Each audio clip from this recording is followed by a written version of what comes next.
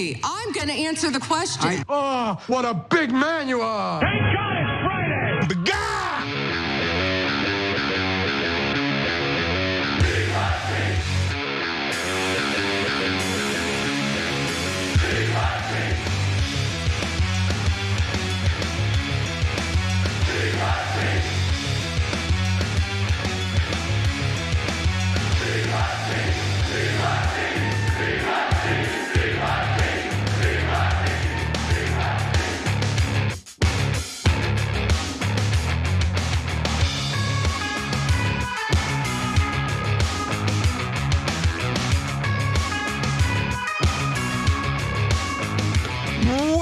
Turks, Cenk, Jordan Yule with you guys. Jordan also hosts the Insurgent podcast.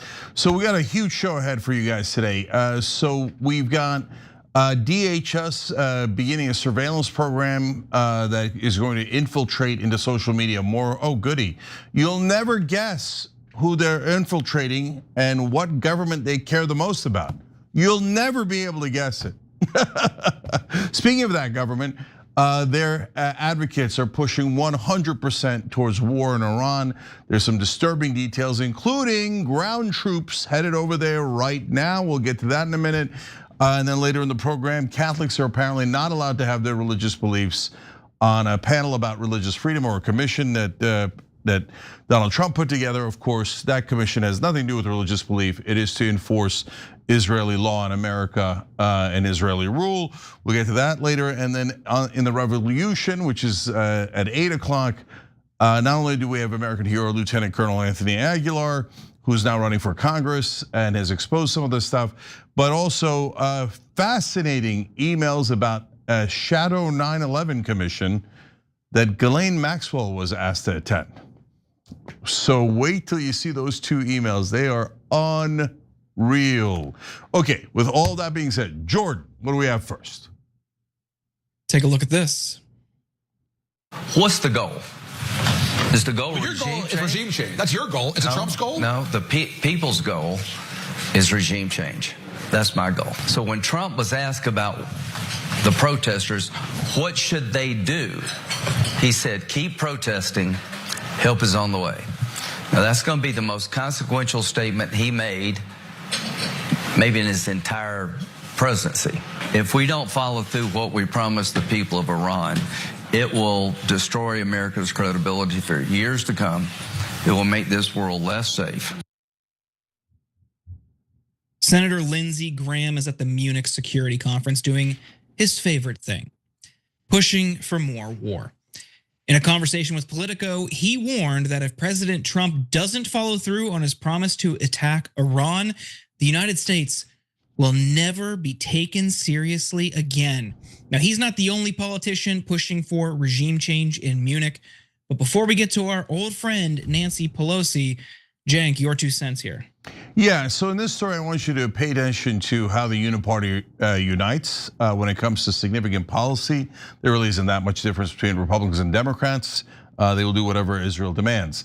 But more importantly, well, that's very important, but also very important is later in the story, we're going to talk about are there going to be ground troops? And when does this war start? And what will trigger it, and what might be the results of the war. So there's a lot to get to. Jordan, tell us the facts first.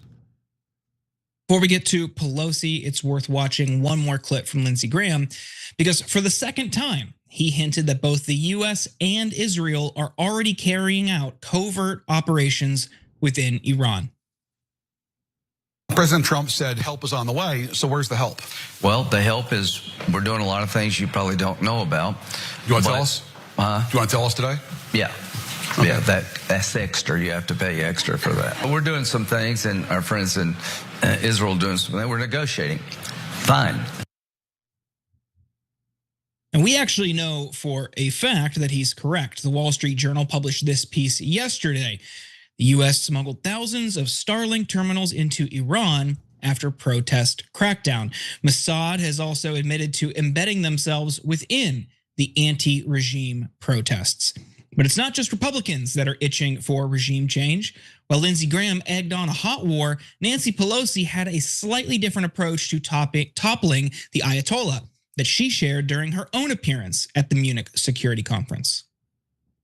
Is there a way to sort of bring about the regime falling without using American force, I guess is the question there. Well, use economic forces. Yeah. Use economic forces. There are ways that cripple their economy.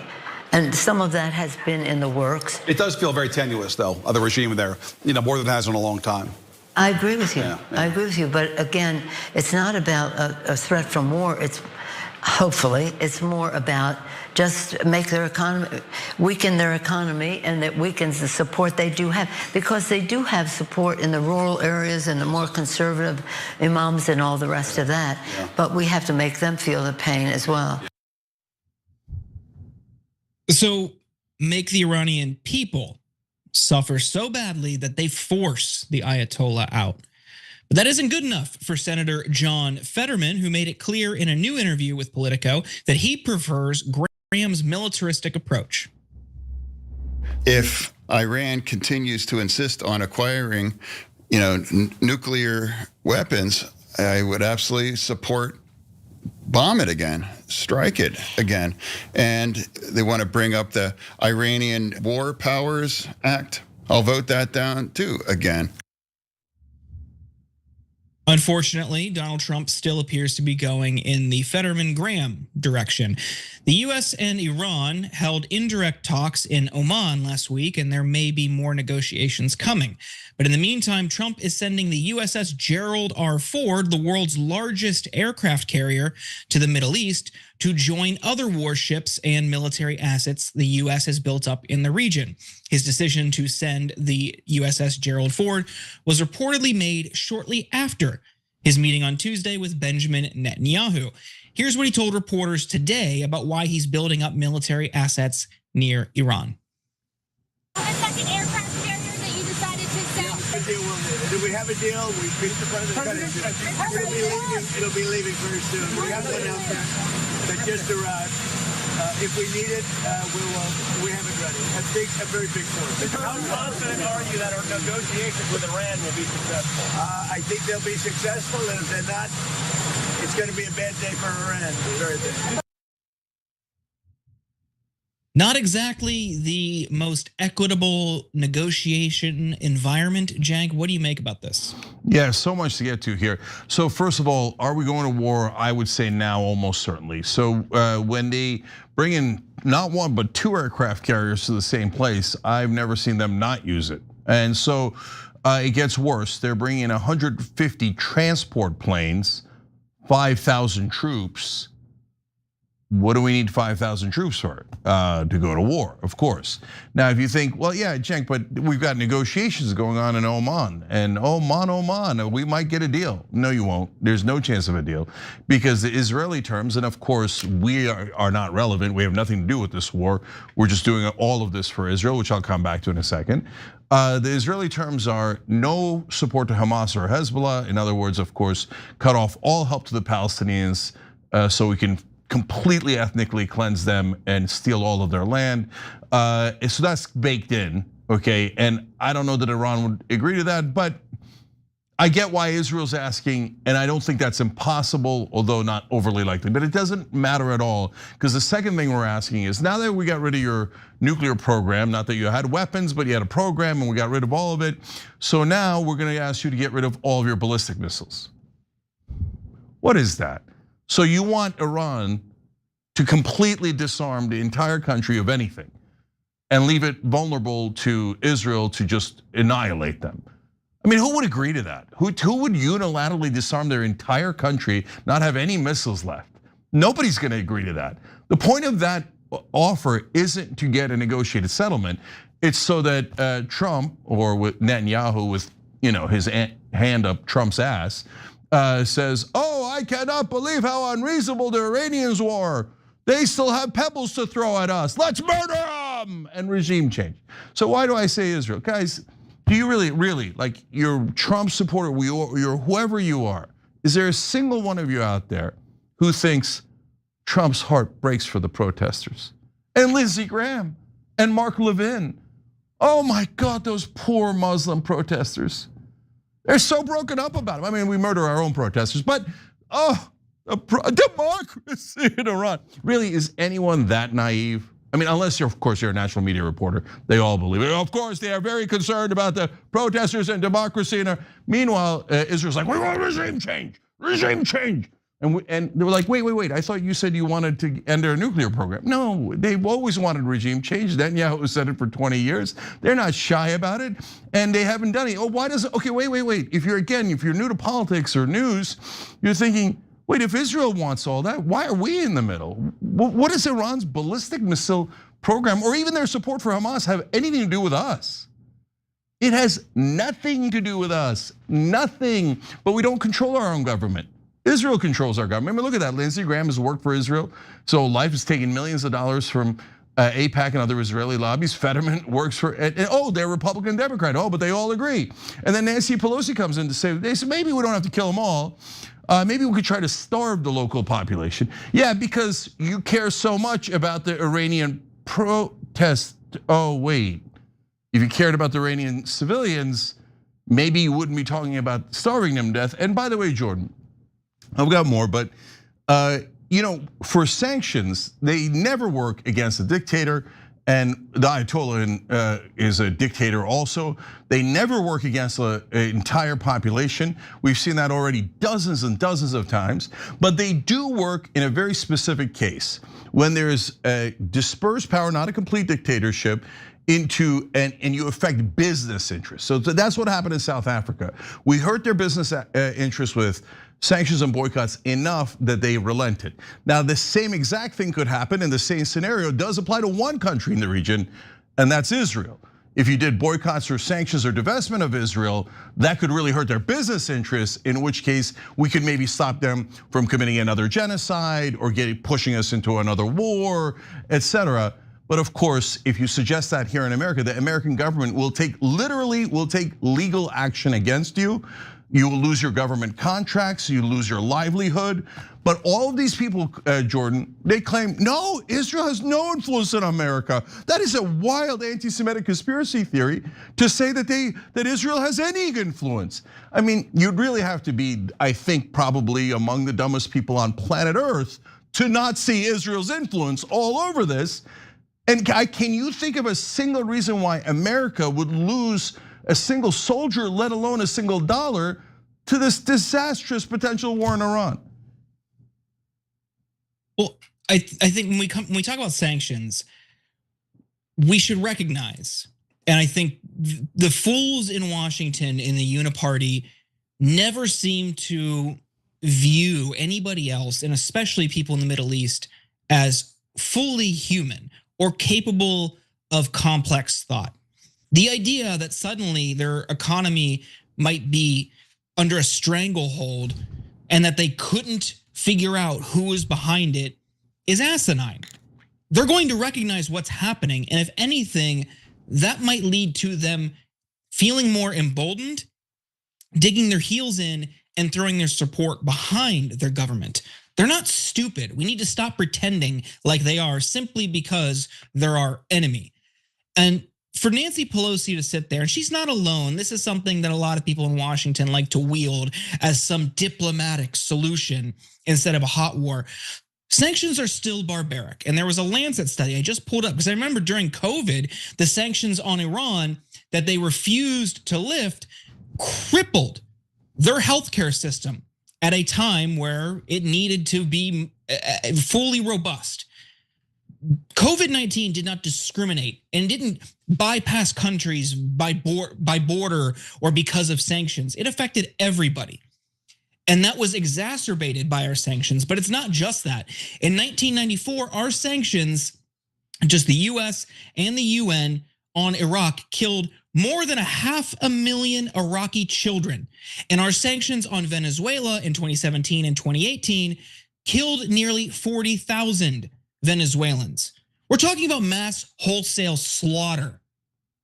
And that is the highbrow, sophisticated international relations response to something. You are no better than Lindsey Graham, who's out there advocating for a hot war. You just want people to die in an indirect way so you can clean your conscience, but you're still just as guilty. Yeah, and so a couple more things, guys. So I'm not opposed to doing anything in Iran, and it's not like they don't care about the Iranian civilians, but I do, and I don't want to have them live under the Grand Ayatollah forever and this mullah rule that they have, etc. And I believe that yes, Mossad was definitely in the streets. Yes, they agitated. I'd be shocked if they didn't kill Iranian security officials to try to instigate more violence and get more people killed. That's a very normal tactic, not just of Mossad, but the CIA and any of these attempts at doing regime change that our government in Israel has done for decade after decade. So I'm okay with that, because then you're empowering them to be able to communicate with one another, and so that the Iranian government can't shut off social media. That doesn't harm anyone, that doesn't starve anyone, that doesn't bomb anyone. It just allows them to communicate and have better access to modern tools of communication. Unless I'm missing something, I actively like that we did that. So there are things we can do to help the Iranian people without starting this disastrous war for Israel. And so, Starlink, yes, but the USS Ford, what are we bringing a second vulnerable aircraft carrier to the region for? I know we think we're invincible, but now everybody has thousands and thousands of drones. What happens when they unleash them on our aircraft carriers? So I think it's a disastrous idea to bring all those American troops in there and expose them to danger. Great danger. And of course, Israel would be thrilled if some disastrous thing happened to America and we lost tons of service members, because then they go, nah, you gotta go to full war. It's a good thing we had you bring in the ground troops. Now you have to pay for several trillion dollar war. You have to lose thousands of men, and I don't have to do anything. Hey, Israel, if you want the war so bad, why don't you fight it? No, because we're the special ally. In other words, the suckers. They're gonna make us pay for everything, which is what they always do. So those are not conspiracy theories. We've already given Israel over $300 billion. We gave them over 30 billion in the middle of a genocide. And Trump just gave them another 8.6, 3.3, so that's about 12 billion. Biden gave them 21 billion. All they ever do is take money from us, and when we ask legitimate question of why do we have to give you all this money? Why do we have to start these wars? They go, anti-Semite. Okay, and you got to ruin the career, etc. You got to shut up any American who ever objects. And now they've got a nice little side hustle, by the way. Smaller story, somewhat related to this. Polymarket has gambling site. You know me, I'm pro gambling, right? But some guys, because these are real life events, have started betting a tremendous amount of money on what Israel's going to do next. And in this case, since it might give away their military strategy, they're a little pissed about it. But it's apparent. Everyone's best guess is it's people inside the Israeli government or inside the Israeli military or intelligence who are going, oh, well, we know we're gonna bomb and murder the Gazans on this date, so why don't I bet on it? We know we're gonna bomb and murder the Iranians on this date, so why don't I bet on it? Just give you one quick example. This guy, Rico Suave 666, raked in more than $150,000 in winnings before going dormant for 6 months, and he placed bets that predict shockingly accurate bets on when the 12-day war would begin and end. And there's a lot more where that came from. So they're now making side money too, like, oh yeah, I'll take $150,000. I know exactly who we're gonna murder and when. Oh, but by the way, this is all self-defense. Okay, if you believe Israel's doing self-defense while they've attacked 7 neighbors and expanded their territory, their imperial empire, while slaughtering over 20,000 kids, you're either a giant sucker or you're a national media reporter. Jordan, any last thoughts? Yeah, I think the proliferation of prediction markets is extremely repulsive. Like, if you want to do that as a loophole for sports, I don't personally have a problem with it in states that don't allow sports books, because that money's just going to go overseas. I mean, Polymarket is an overseas company, but still, I think for like Robinhood and Kalshi and all those types of things, betting on war, betting on atrocities. There are people who bet on the fronts, the war fronts in the Ukraine war. Like, that is disgusting. It is a level of degeneracy that I don't even think they have I don't even think like gambling hotline operators have heard. That is disgusting. Of course, there's an insider element there, which makes it even more corrupt. But you're talking about death. You're betting on death. You're betting on destruction. That is absolutely sickening. I hold that company, any company that has a market like that props up a market like that, I hold them in contempt. Yeah, it's interesting. I'm torn on it, brother. I hear you 100%. And so, like, when it comes to more benign things, I mean, the government shutdown is not benign, right? But it's not death and destruction and murder, right? I do get tempted because you know me, I love gambling. Plus, I'm like, well, this is the easiest bets in the world. These are so easily to predict. I mean, we could all do it on air together. We know, you just look at which side has the donors, and that side's gonna win. I once did this back in 2012 on elections, went 12 for 12. These like real life bets are so simple. So I'm tempted to do it, but Jordan, I do hesitate when it comes to war. I even thought about the Iran thing, and then I was like, well, this is crazy, man. So no, like I get totally what you're saying. I think that those markets would exist no matter what, but like winning money on the deaths of other people, it's gross. Yeah, so this is the world we live in. But most importantly, for God's sake, do not go to war. But I tell you guys, but I don't think there's a single one of you. I don't even think there's a single Republican out there who wants to go to war with Iran on behalf of Israel. Literally, the only people watching who are like, no, go to war, are Israel first. I mean, I challenge you to find one American that doesn't care about Israel that says my life is going to be materially improved if we go and have a war with Iran. I can't wait for that war. I don't think you could find one. All right, we got to take a break here, guys. And when we come back, friend of the show, Ken Klippenstein, with another devastating investigative report. Department of Homeland Security has decided to infiltrate groups on social media even more. How? We'll explain when we return.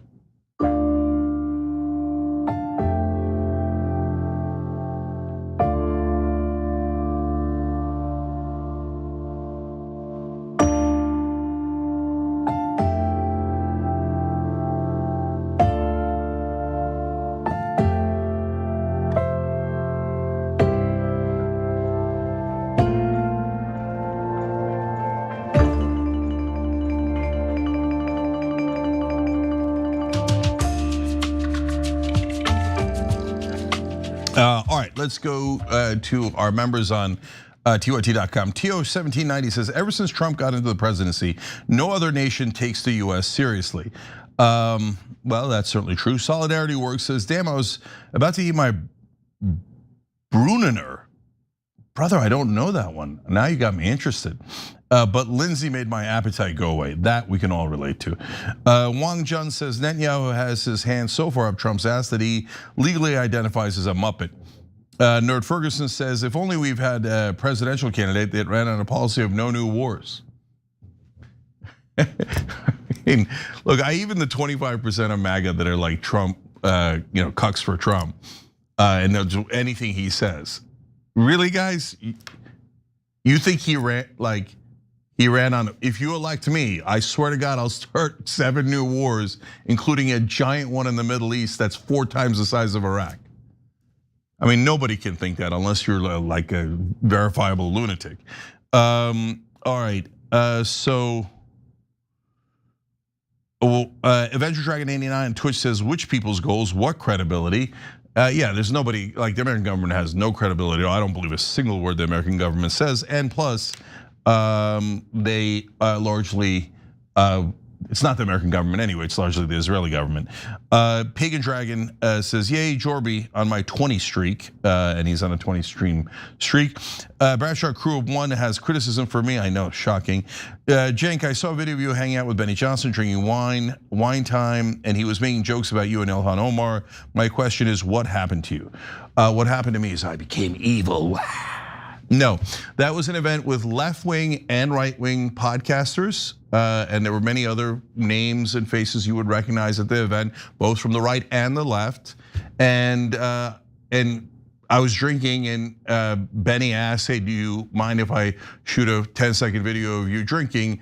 Because we're talking about how it was so goofy that Israel First was calling me Muslim Brotherhood, and that I was doing some sort of like Muslim mission or something. So I was like, yeah, and we had a drink. Okay, and then what happened? Okay, I know. Some of you think if you disagree with them, and Benny says a lot of terrible things, and that they're evil and you should never talk to them. I got it. I know. We did, like, for those of you who think that way, we don't agree, God bless, it's okay. By the way, but if you're in that group or if you're in any group, the upside is if you look at the comments on X that people responded to, a lot more of his followers are pissed than my followers. Because they're like, he's Muslim, what are you doing, Benny? You betrayed us, why didn't you punch the Muslim in the face? So, there you go. I did some damage to Benny Johnson's credibility. I don't think. Look, I think we're grown-ups, but there's folks who aren't grown-ups, so it is what it is. All right. Solo Rick says my favorite YouTube channel by far. Thank you, brother. This is on YouTube member section. And Randall Swanson says Fetterman needs to put on some pants. I agree with that. And he had his cell phone checking with Israel the whole time, I think.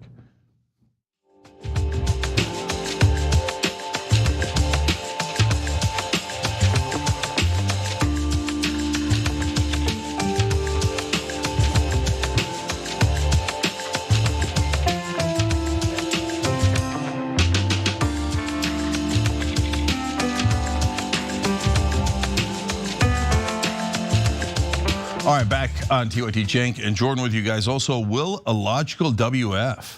I like anyone who's got logical in their name. That's awesome. CDN Norse Dog Dad, thank you for gifting a membership as usual.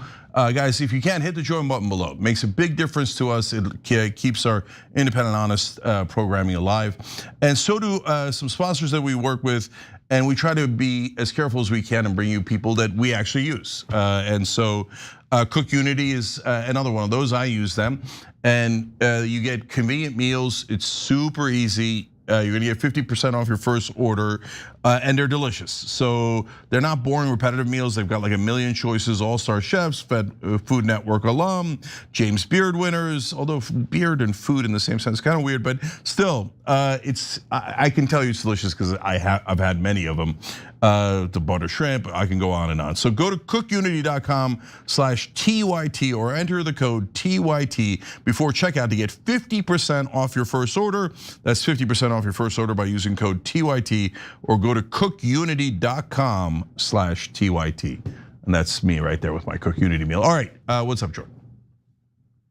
Cenk, we just learned that DHS officers have been permitted to infiltrate social media groups and friend ordinary Americans using fake social media accounts. Have you made any new friends online lately? But what are your 2 cents here? So before we give you all the facts, and they are depressing, and we'll show you how they might infiltrate a group that you're in, so you could be armed with that knowledge. Let me just tell you that, like, I assume that whenever I'm online, if anyone suggests something wrong, they're a federal agent. And it turns out I might be right. So Jordan, tell them the facts. Yeah, well, enemy of the show, Ken Klippenstein, just reported on a new protocol called masked engagement. Under the rules of masked engagement, Homeland Security officers may utilize fake social media profiles, friend unsuspecting users, enter private group chats, and more. DHS agents were previously allowed to use fake profiles, but only for the purposes of passively monitoring the internet. That practice was known as masked monitoring. Unlike with masked engagement, agents could not friend real users and enter non-public groups. According to one of Ken Klippenstein's sources, masked engagement is already a mass-scale operation. A senior Department of Homeland Security official tells me that over 6,500 field agents and intelligence operatives can use the new tool. The only restriction imposed on masked engagement is that DHS officers not meet the threshold of substantive engagement, a term the rules leave conveniently ill-defined. Masked engagement broadens the scope of what undercover agents can do without the authorization for a full-on sting, which requires certain clearances. And these officers are using sophisticated tools to mask their identities. One is known as Silo. Silo is like a digital mask for federal agents operating on social media. It allows them to browse the web from an air-gapped remote server, masking their government IP address and spoofing their hardware profiles. To a Facebook admin or a Signal group moderator, the federal agent appears as a local user with a standard smartphone. Other programs are called Shadow Dragon, Axis, and, we kid you not, Creepy. All of this begs the question, what is this new capability being used for? Klippenstein reports, sources tell me that DHS has already used masked engagement to infiltrate pro-Palestinian groups in the US and to building databases of potential transnational criminals amongst Mexican and Mexican-American communities. Cenk. Yeah, there's two different things here. So first off, I'm not at all surprised by this. And if someone, like I always assume, Jordan, that if I'm in any kind of public group, even if it's like private, but it's not people I directly know, like you, Anna, whatever, right? I assume that there's always an infiltrator in there. And I remember being at an Occupy meeting back in 2011, and I kept looking around the room thinking, which one's the Fed? Which one's the Fed? Because there's no way that there's not a Fed in here, right? Because there was enough people in that meeting. So guys, this is an important lesson for everybody. So they're not gonna care about your rights. And if you think, oh no, they haven't infiltrated my group, I'd be surprised. They might not have infiltrated some of them, or maybe a lot of them, but you should assume that. And if anyone proposes violence, they have an excellent chance of being a federal agent, and you should turn them in. Okay, so that's easy to me. Should our government be spying in on our social media groups like this? Of course not. But Big Brother's here, the surveillance state, and it ranges from actions like this to ICE. And almost all of it has been perfected in Gaza, and the surveillance state has infiltrated everything that the Palestinians do over there. And then they've used some of the technology to find and kill some Palestinians, including ones that are innocent and including their family members. So talked a lot about their program there, Where's Daddy? It's one of the worst terrorist plots that I've heard. They wait for this person picked by AI to go home before they kill them, so they kill his entire family with him. So, well, that kind of surveillance state is coming here, and so they're going to, as if Israel had not occupied our government enough. Now, if you're new to all of this and you're thinking, well, guys, I mean, you keep saying Israel, but like, why does this have anything to do with Israel? Well, look at even in this program, as Jordan just read it to you, right? The very first thing they do is infiltrate the anti-Israel, pro-Palestinian protesters, target them, right? Yeah, of course, because our government works for Israel. So they don't care about you guys. They don't care about like, is there gonna be violence in Idaho or in South Carolina? They don't care. The only thing they care about is let's find Israel's enemies, take away their rights, and punish them severely. So I like that they threw in the Mexican cartels in a cute little way as if they care. But that's what this program's for. But even if you don't believe me, it doesn't matter. There's gonna be Republicans in charge, there's gonna be Democrats in charge of this program at some point, and they're gonna get to target whoever they don't like politically. And that's un-American. Jordan, what do you think? Yeah, and both Democrats and Republicans will be fine with the DHS going after pro-Palestinian student activists who are here on a visa. Let's be clear about that. So one thing that really just shows how bizarre and absurd this is, that they're just totally okay with it. You might remember during the last shutdown fight, Republican senators were trying to ram through a provision that would have entitled several of them to up to $500,000 in government compensation, taxpayer-funded compensation, because their phone records were subpoenaed in the January 6th investigation, that they were surveilled as part of the January 6th investigation. They thought they were entitled to $500,000. But where are they on this? Where's the small government conservatives on this? No, they're cheering it on because they love the expansion of DHS. They love funneling billions and billions of dollars into DHS to turn it into an effective brown shirt brigade for the Trump administration to deploy and weaponize however it sees fit. So for them, if they're surveilled as part of their involvement in a literal insurrection, they think they should get $500,000. If American citizens who are expressing discontent about foreign policy or immigration policy, they're expressing that discontent privately among friends, so they think, nothing to see here. Violate those civil liberties. And it gets back to the core issue of DHS and why it was created. It was created to violate your civil rights. That's it. The entire post 9/11 legal apparatus that was constructed was a power grab and a direct violation of people's individual liberties. And until we reckon with that fact, all of the stuff downstream of it is going to continue to get worse. Yeah, one last thing here, guys. Why does it continue to get worse? Because before the Israel lobby in this country was able to shut down anyone who criticized them by calling them an anti-Semite and saying that because of that, they should never be allowed on air anywhere. So that was a great way of completely shutting off any criticism of Israel and Americans' ability to hear that. But that's now failing. It's because they use that one-trick pony way too many times. So they can't cancel people as effectively anymore when they're doing independent shows and they're not part of mainstream media. So they're going to another way of shutting down dissent within America. Now, if you're gonna run this country and you're gonna occupy this country, you're not gonna want its meddlesome citizens to keep pointing it out. So you're gonna need to infiltrate their groups, and especially if they're pro-Palestinian. I mean, you're pro other human beings. You're not allowed to do that as Americans. No, you must hate who Israel tells you to hate, and you must finance the killing of them and the stealing of their land.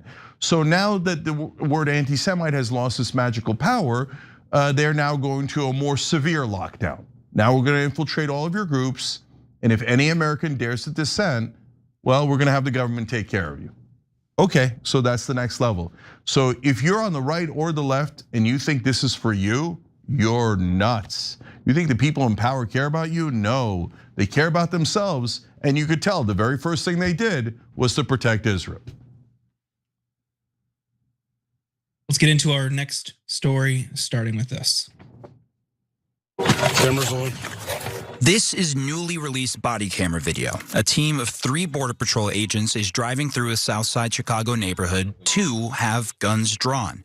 Marimar Martinez, an American citizen and school teacher, is driving next to them, honking her horn, warning people to the presence of federal immigration enforcement.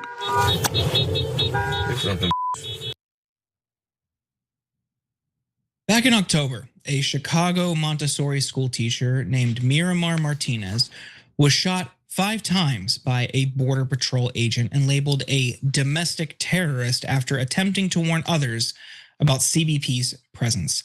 But newly released body cam footage and communications prove who the real aggressor was and how their aggression is being praised by the administration. There's a lot more, but Cenk, first, your 2 cents. Yeah, so this combines the worst of 2 worlds. On this show we covered for a very long time police abuse stories because they came in nonstop. And what would they do? They'd fire immediately, and they'd shoot 12-year-old kids, etc.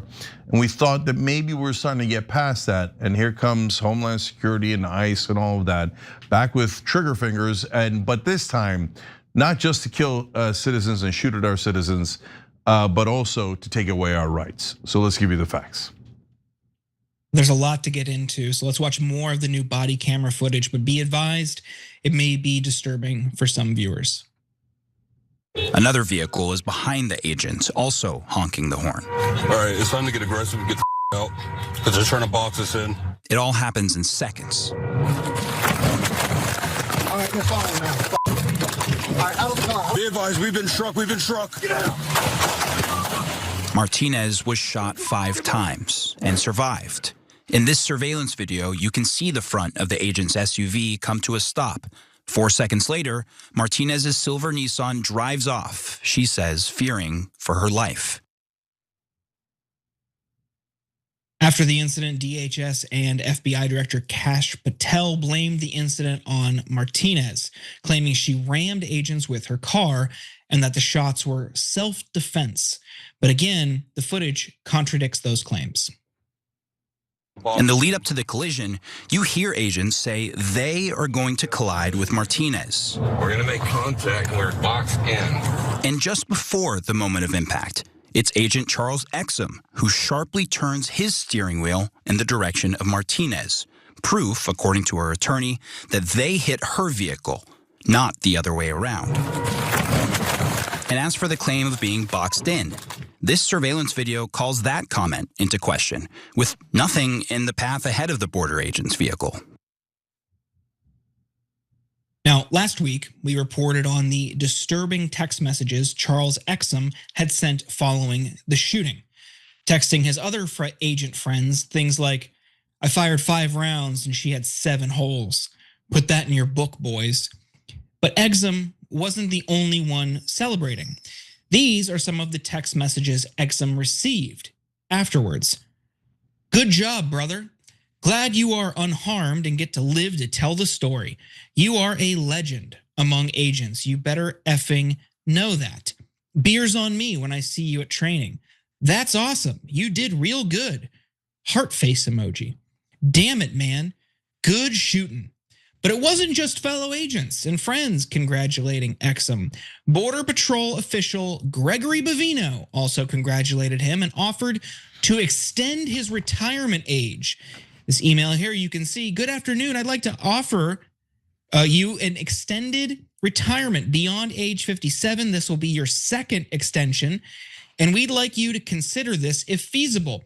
In light of your excellent service in Chicago, you have much yet left to do. Joe, would you have staff work with Mr. Exum to accomplish this most illustrative endeavor? Thank you." Additionally, when another agent asked if they were supportive, Exum responded saying, "Big time. Everyone has been, including Chief Bovino, Chief Banks, Secretary Noem, and El Jefe himself," according to Bovino. No, El Jefe is Spanish for the boss, so he could be referring to Trump here, but it's unclear. Martinez was indicted after the shooting for, quote, "forcibly assaulting, opposing, impeding, intimidating, and interfering with an officer of the United States," but the charges against her were dropped. Of course, DHS never apologized or retracted their statements regarding Martinez as a domestic terrorist, and that's why we got all this new information. According to Reuters, the evidence was released by the U.S. Attorney's Office in Chicago on Tuesday after a district court judge argued the government had shown zero concern about Martinez's reputation, even after the case was dropped in November. And now Martinez is ready to sue not only the agent, but DHS as well. But DHS is still trying to defend themselves, writing in response to CNN's Omar Jimenez, who reported on this story, "Are we watching the same video? This is CNN parroting a lawsuit complaint for the sake of getting an emotional exclusive interview to rile up their 53 viewers. They should just drop the charade and hire the reporter as co-counsel." Once again, CNN demonstrates a complete aversion to the truth. Border Patrol law enforcement officers were ambushed and rammed. The officers can be heard identifying the threat. "We are boxed in," attempting to avoid conflict by driving away, and then clearly identify when this violent rioter hit them with their vehicle. "We are hit." To which Jimenez responded with, "I appreciate the response, but the agent himself testified he wouldn't consider this a ramming. And this is also his vehicle in the highlighted circle at the time of the shooting. Do you assess this as boxed in?" So here we are again, Cenk. The government, DHS, is demanding that we don't believe our lying eyes. They've smeared another victim. They've attacked protesters. They've shot someone else.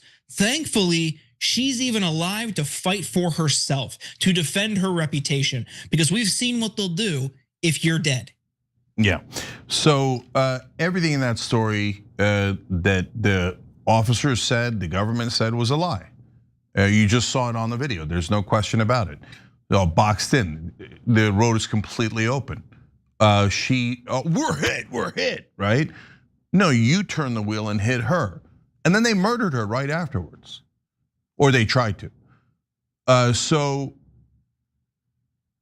how do you defend this? Look, one of our members on Twitch wrote in, SM said, to them, this is an Afghanistan war zone.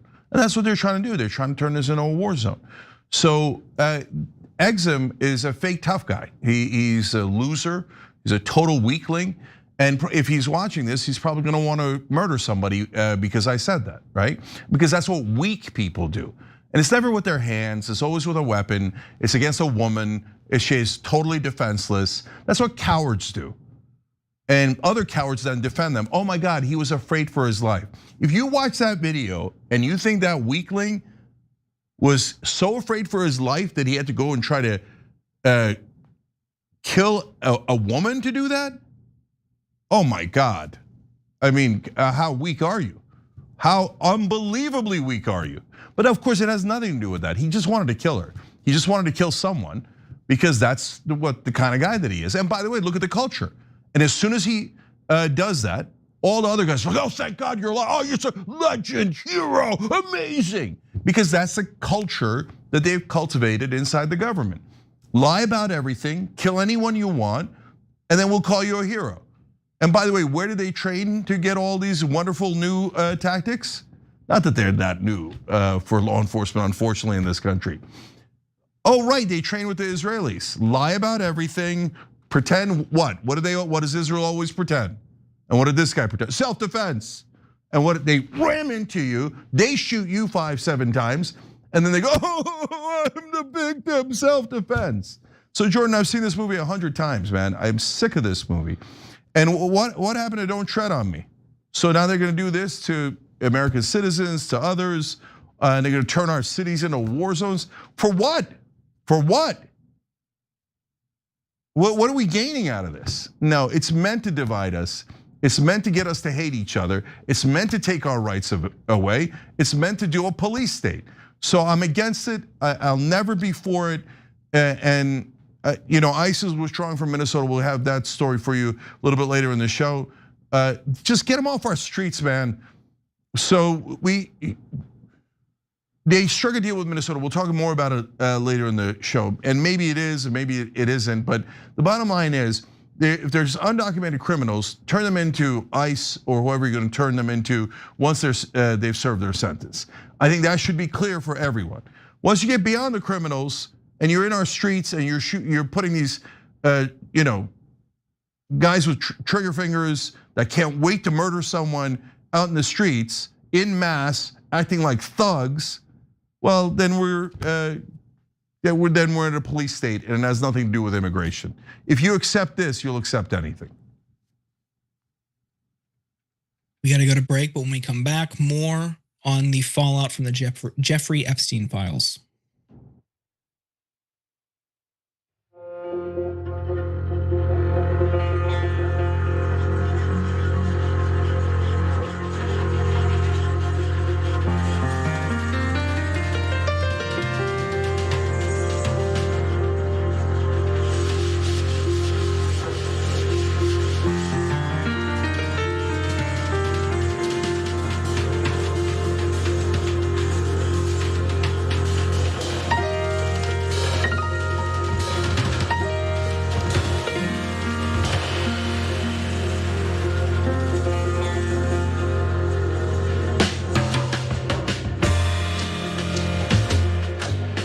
All right, again, members on TYT.com first. Rebel Dragon says, of course he was unharmed. He was honking, how was honking her horn going to harm him? Yeah, I mean, look, I'm tired of it. Everything's a lie from the government. And so it's a longer story. But today I decided, no, 9/11 official story is garbage. I don't believe it anymore. And people are asking why. The number one reason is because I don't believe anything the government says anymore. I think our government is compromised. I think our government are giant liars. I don't believe anything they say. Pseudo Dragon says, Cenk, it's not that I think you shouldn't talk to these people, referring to Benny Johnson and others, or take yes for an answer. I'm just worried that you're starting to trust these people far too much. So look, that's a legitimate concern. I hear what you're saying, but you've got to see, like, show a single instance of it. So what I mean by that is, like, if I say to you, look, Tucker agrees with us on Israel and war, blah, blah, blah. He says we should take the rights away from the LGBTQ. And you know what? I trust him.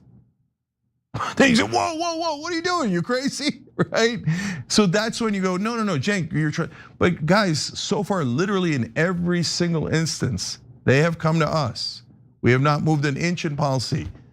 And that's because a lot of the independent voters already agreed with us. They just didn't know. We just had to get past that propaganda wall. But nothing wrong with being concerned or be on the lookout, etc. If you see us changing our policies or going, oh, don't worry about it, just trust JD Vance and vote for, and you can go, whoa, whoa, whoa, whoa, whoa, whoa, right? So, but none of that has happened. So, but always be vigilant, nothing wrong with that. Cray Cray Souffle says, wine, I'm still waiting for that beer, Cenk. And that's part of the reason why I didn't mind doing that 15-second video with Benny. Because I said I'd have a beer with people and I had a beer with them. Or in that case, it actually wasn't even wine, some sort of mixed drink. I know you guys cared about the accuracy of the drink. And if you're in the camp of like, aha, we got Cenk, and he was lefty and he was having drinks with Benny Johnson, there were a lot of other lefties in that room. I don't want to break your heart, okay? Because guys, when you're going to a business summit, what are you going to do? Punch each other in the face? Like, just, all right, anyways. Eclectic Miscellaneous says, I think TYT should get in on the betting mania. We should be able to place bets on how many times Cenk will say super last thing, or how many minutes past the hour will hour 2 actually begin, or how badly Jordan will beat Brett the next time they go golfing. By the way, I totally agree. That's part of the reason why I wanted to do that Polymarket deal, because that would be fun to do those kind of bets, but we never got there, okay? And obviously, it's got its downsides, as we talked about earlier in the show. Elite Hunter writes in, political positivity is needed on all fronts. The trolls will hide when the rest of us strive to make the world a better place. I love that attitude, brother. It's Just Vegas says, idiot doesn't even know gun safety. You don't just sit there with your finger on the trigger for F's sake. That is also true. All right, we'll be right back.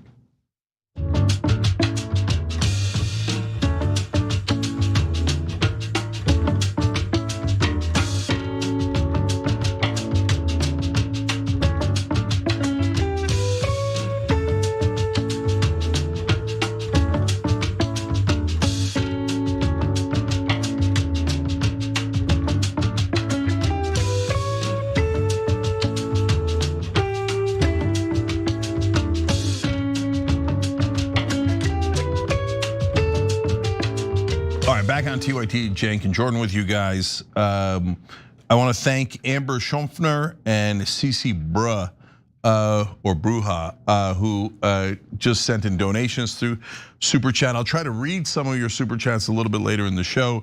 But I did want to read one comment from a YouTube member. Kevin Shea wrote in, can we put Israel on the next ballot? Let the voters decide if they still want their tax dollars going to a foreign government. Well, look, guys, I might ask you guys to finance a poll soon, because we asked CNN mainstream media to do it. Does America owe Israel any more money? And of course, they're like, oh, we would never ask that. That's an anti-Semitic question. Of course you owe Israel all your money, right? So maybe we'll do a poll on that, but also OperationConsequences.com, because we're asking you to sign pledges saying, hey, if your legislator has voted to give Israel any more money going forward, make sure that you never vote for them. Go into your own primaries, whether you're a Democrat or a Republican, and if they're taking Israeli lobby money, vote them out. They're saying, I'm not serving you, I'm serving Israel. If they give your hard-earned money to Israel to commit more war crimes, obviously you should never vote for them again. So it's just a pledge to say I'm going to do that. OperationConsequences.com. All right, Jordan, what's next? Take a look at this. Why would your name be redacted if you're not a victim? Like, this is what's crazy about all this. Like, how come you redact some people and you don't redact other people?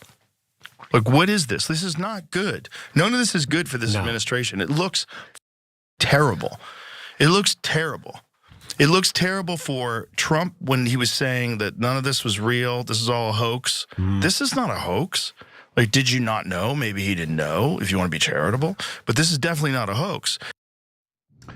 So there's two different problems that Donald Trump has when Joe Rogan started talking about this issue. Number one is the political damage that is done, and you're gonna see a lot more of that in the clips that we're about to show you.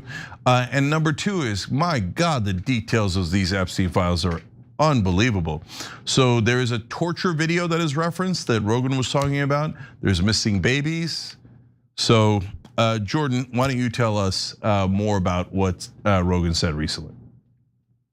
So that clip is from yesterday's episode of the Joe Rogan Experience. And here's more of Rogan questioning why the names of powerful figures were redacted while some victims had their names exposed. It just keeps getting crazier and crazier and crazier and deeper. And so Ro Khanna and Massey just released the names of these guys that had been redacted from the list. And one of them is what is his last name? Les Wexner. But these files, just what's come out so far, and the fact that they redacted men, these like powerful billionaire guys, their names were redacted. Like there's one of them where he's talking about pandemic planning. What? Where Jeffrey Epstein is talking about pandemic planning to someone named Bill, whose name is redacted. It's like, why are you redacting the guy's name that you're talking about planning for a pandemic, like what to do in response to a pandemic? Well, why is his name retracted? Or redacted, rather. Fair question. Cenk, what do you make of this? Yeah, so a lot of the victims' names were not redacted, but the perpetrators' names were redacted. I wonder who the government works for. So guys, this is not an open question anymore. So like, don't let mainstream media gaslight you. So first of all, we know who Epstein was working for. He did cyber weapons deals for Israel. He set up a security agreement between Israel and Mongolia, between Israel and other countries. Every deal was in favor of Israel. And so why did they not release Les Wexner's name until Ro Khanna and Massey found it? Well, it turns out the FBI thought he was a co-conspirator. But remember, this is the guy who owned Victoria's Secret, handed over all of his money to Jeffrey Epstein. For a while, I thought he was being blackmailed since he handed over his money, but no, he apparently was a willing participant in this scheme. And also an enormous supporter of, you'll never guess, Mongolia? No, it turns out Israel, okay? And so our government has been hiding what Jeffrey Epstein's been doing and Ghislaine Maxwell for over 20 years. CIA knew about Epstein. In fact, they made a deal with Epstein in the 1980s in the middle of the Iran-Contra affair. So Epstein was one of the most powerful men on earth, and every deal he did was on behalf of Israel. So why do you think our government is redacting all of the criminals' names and trying to smear their victims? Because our government has been helping their government do this spying operation, blackmail operation inside this country for decades. I think, Jordan, I mean, we're gonna talk about torture videos here in a second and some of the guys behind it. And by the way, one of the guys is from the United Arab Emirates. And so I wanted to come back after you give the details and go, like, I thought like maybe it's the United Arab Emirates, right? Because what do I know? I don't know who these crazy secret guys are, right? But I'll tell you why it's not likely to be them as the main culprit, although this guy that we're about to tell you about was terrible. Yeah, I think just to touch on what Rogan said, I really can't appreciate or thank Ro Khanna and Thomas Massey enough for their leadership on this. A rare bipartisan agreement that is leading to a monumental moment in our country's history, one for transparency at a time totally defined by secrecy. So appreciate them and their continued fight for transparency. I was talking to my wife last night because you watch that Bondi hearing and you see just how defiant she was. And then you see Massey in there pulling the covers off the names, pulling the paper redactions to show how absurd it was that they tried to hide these people while leaving the victims' names totally unredacted. That was a deliberate attempt to try to intimidate these victims. It's disgusting. And I was joking to my wife, like, I'm worried about Thomas Massey's life. Like at this point, he is just so defiant. And the right-wing media, I don't know if you saw on Twitter today, some of the most prominent right-wing media figures are zeroing in on this guy. I don't know, he tweeted out jokingly, maybe half jokingly, I'm not suicidal, I'm in good health, I'm a good swimmer, like all of this stuff. Like, yeah, there's a part of that worries about his well-being. So George, I know a lot more about that stuff, and I've experienced some of that stuff, so I don't want to get too deep into it. But first, let me just double down on what you're saying. Ro Khanna and Tom Massey in this regard are absolute American heroes. We would not have seen these files if it wasn't for the heroic work of Ro Khanna and Tom Massey. So Massey is now having millions and millions of dollars being spent against him in a primary. And you're not gonna believe whose supporters are spending those millions of dollars. The Mongolians. Oh no, it's the Israelis. I think it's John Polson, Paul Singer, Miri Madelson. I think they've already given over $4 million and just pouring money in, defeat the Israel's enemies, to make sure no one in the American government can ever defy Israel. So there's an Israeli mafia inside this country, and that's why, yeah, I've said it too. I'm not suicidal. In fact, off air, I'm the happiest guy you'll ever meet because we're worried. Weird things keep happening to critics of Israel. Anyway, let's tell you about, let's diversify a little bit, tell you about the weirdo torturer from the United Arab Emirates. Insane statement, but take a look at this. The fear of these like literally demonic human beings that are running the world and don't give a about human lives and enjoy watching people being tortured, enjoy watching people killed, participating in ritual sacrifice of people. And everybody wants to thank God that's not happening now. But then when you realize like that might have been happening now. There was one where this one guy is saying to him, thank you for the torture video. It's literally a part of an email. The actual quote, thank you for the torture, like enjoyed the torture video.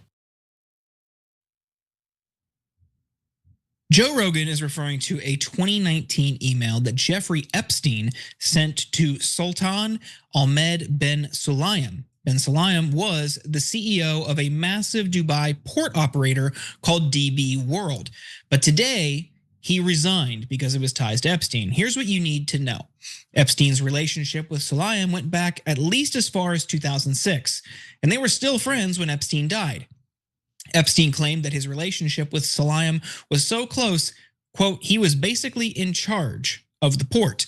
Epstein's dealings with Sulayem helped build a partnership between Israel and the UAE. And in 2009, he brokered a meeting between Sulayem and then CEO of JP Morgan, Jes Stanley.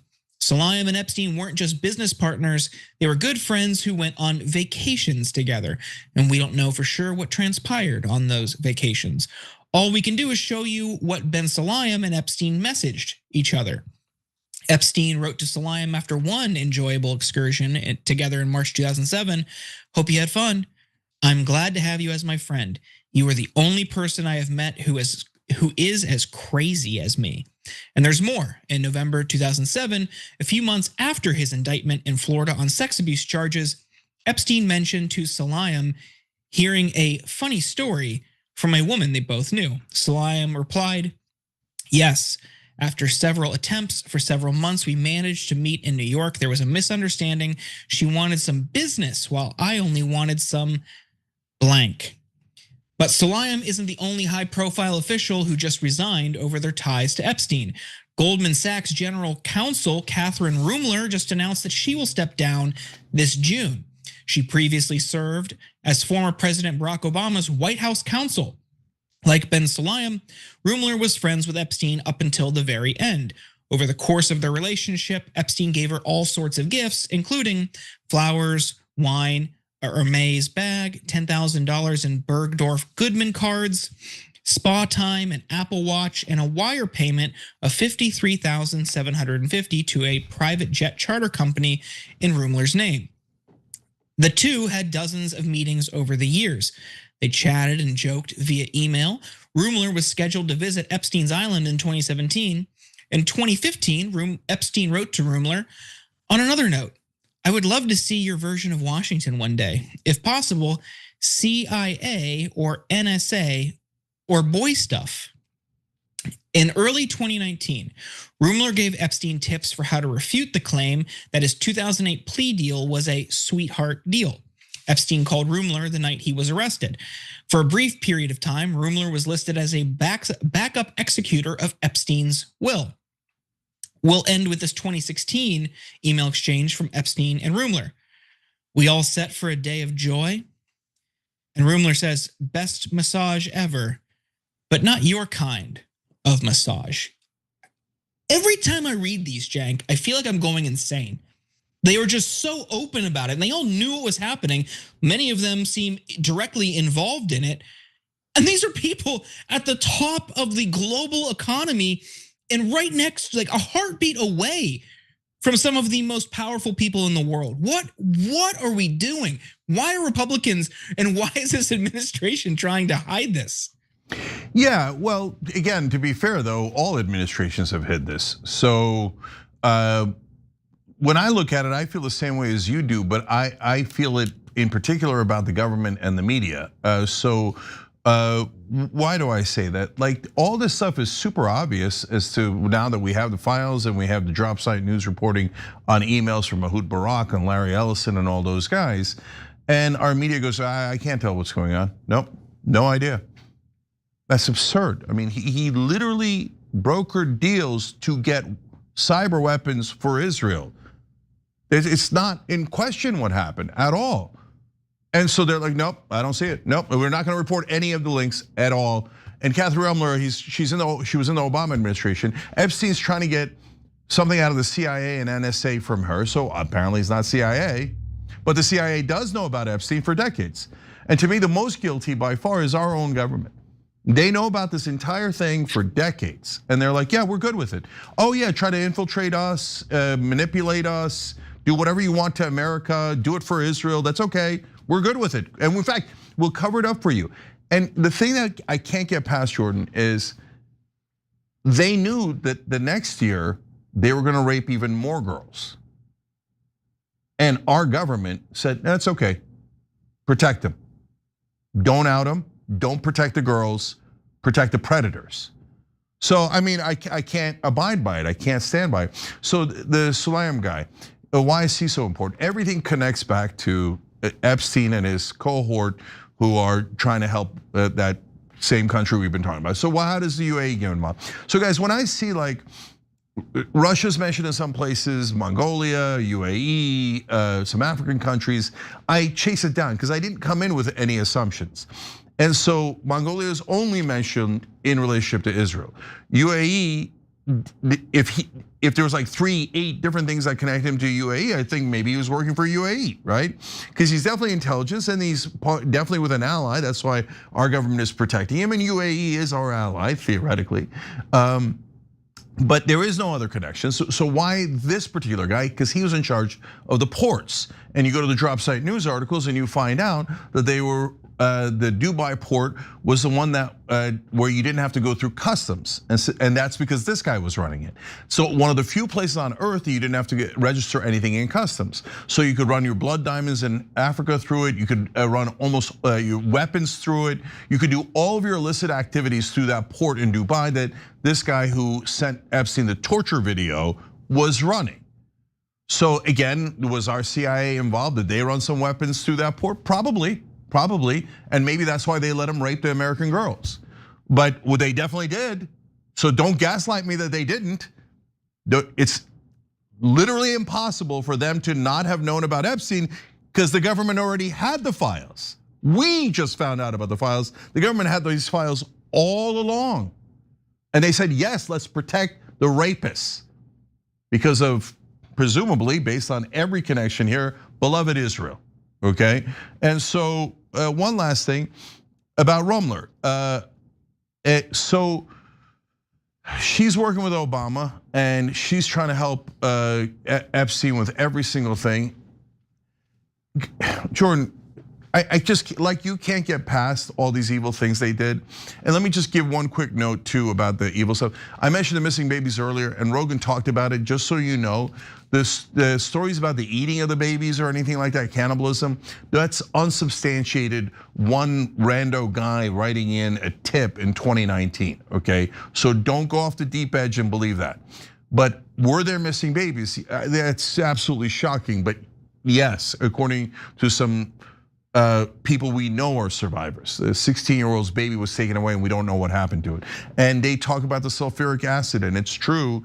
On the day that the FBI notified Epstein that he was under investigation, Epstein bought 330 gallons of sulfuric acid. Sulfuric acid can melt bones. It's one of the very few things that can melt bones and teeth. And so some enormously dark stuff was happening. And what I was gonna say, Jordan, is the government sees all this and they're like, yeah, that's okay. Let Obama's people talk to Epstein and give him information. Let him do all the things that he's doing. So how could I ever trust the American government again? And how could anybody claim that it's not compromised? I'm just like I'm at a loss. The more we learn from it, and there's still so much more that's coming out. I just, like, you remember when we first started talking about this, you would raise the Israel connection, and I would kind of decline to get in because I wasn't sure. I don't know how, after everything we've now seen, all these emails, all these documents, it seems undeniable at this point. I mean, even going back to revisit local news coverage from South Florida before his indictment, or sorry, before his sentence in 2008. There's a local news story. Look, anyone can look this up. This is out there. He went to Israel. He was convicted of felony sex abuse charges, and they let him go to Israel. Sorry, you're already convicted. You're waiting for your sentencing, and you're allowed to leave the country, and you go to Israel. What? In what world is that permissible? Who else would get that kind of treatment? Like that alone, not even to mention any of these emails, that fact, that reported fact alone should ring alarm bells for everybody. And then you add the emails. What is happening here? Like I genuinely feel like the more I read about this and the more that comes out, thanks again to the leadership from Massey and Kana, I feel like I'm going insane. Like this is stuff that I would, in any other circumstance, see presented in front of me, like that's a conspiracy theory. I don't want anything to do with it. This is fact. To quote Alex Jones, we've got the documents. Like I'm going insane, Cenk. Ironically, Alex Jones can't figure out who did it, which I find to be very, very curious, right? Okay, but the reason why we are so frustrated by Jordan is because it's classic gaslighting. That's how gaslighting works, right? And so last things here, Epstein also donated to the IDF. Gee, I wonder which country. Robert Maxwell is Ghislaine Maxwell's dad. Robert Maxwell stole our nuclear secrets, but that's why I'm not telling you that because of that fact. I'm telling you because we didn't even arrest Robert Maxwell. We didn't even try to arrest Robert Maxwell. When asked, the American government said it would have caused an international incident and embarrassed the Israelis. Yeah, if you steal our nuclear secrets, the very least thing we could do is embarrass you. And then his daughter happened to be involved in the Epstein plot. I'm sure it's a wild coincidence. Mainstream media tells me that it is a wild coincidence. In fact, they don't tell me anything because they refuse to ever talk about Israel, which makes me realize that they're totally compromised as well. And lastly, if you don't know, there were dozens and dozens of Israeli spies arrested after 9/11. And what did we do? We let them go back to Israel. Who arrests spies in their own country from a foreign government and then lets them go? Unless that government is in charge of your government. So yes, all these terrible things did happen, and the people who plotted it are not complicated. They're right in front of you. It's a different government. Okay, we gotta run. Thank you, Jordan, appreciate it. When we come back, now if you speak against Israel, your religious rights will be taken away from you. Of course, gee, I wonder who runs the government. We'll be right back.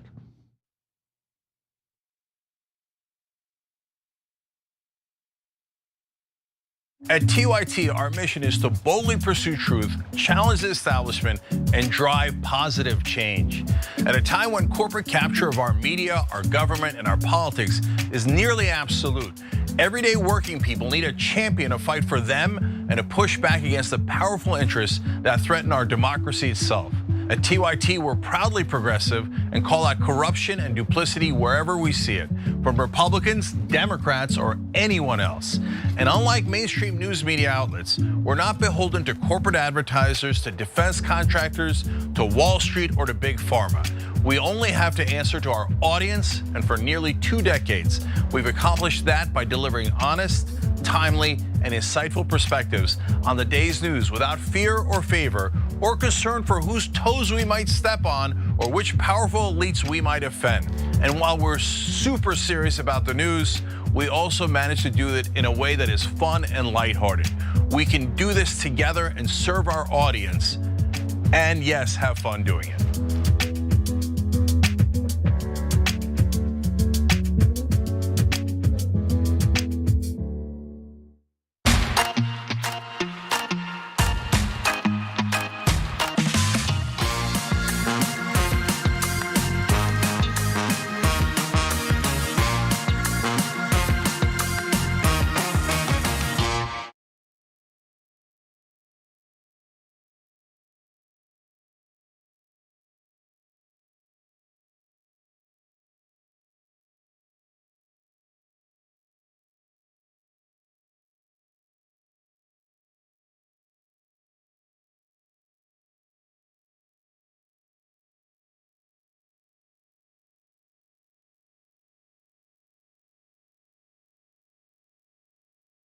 We talk about TYT Army being so strong. Usually they help us run our show.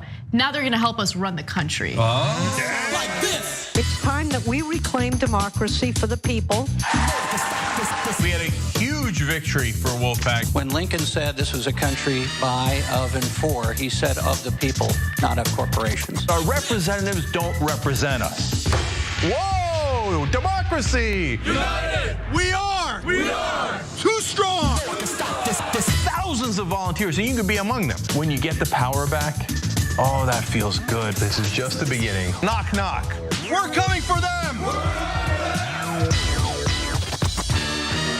Wolf-pack.com.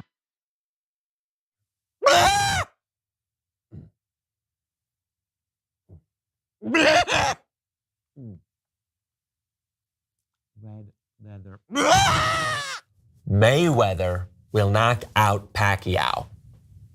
Floyd beats his wife.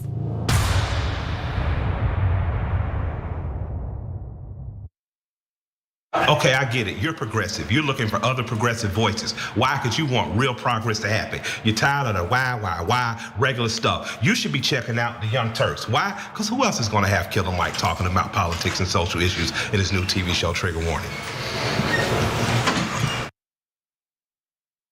My dad wrote the story of his life. It's called Original Young Turk. It's a book on shoptyt.com. Part of the story is how I became progressive. Now, he doesn't write about that per se, but in his life story, you see, oh my God, when a community helps one another, when the government also chips in and gives you free education, anything is possible. He went from an incredibly poor olive farmer to living the American dream. We're not going to have Pepsi with baby flavoring in it. I mean, what the hell have we become? Excuse me. Gross.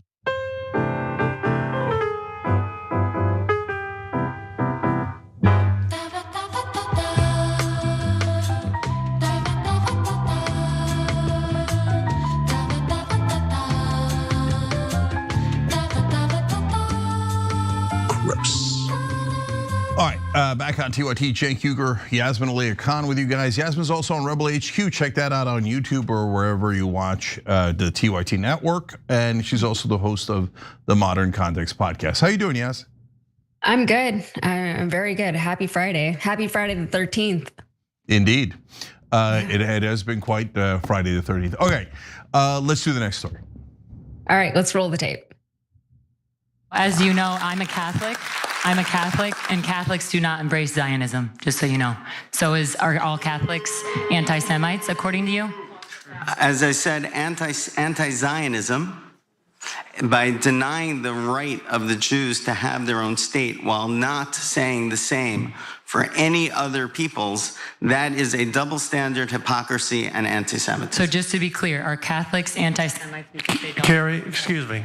I'm going to interrupt.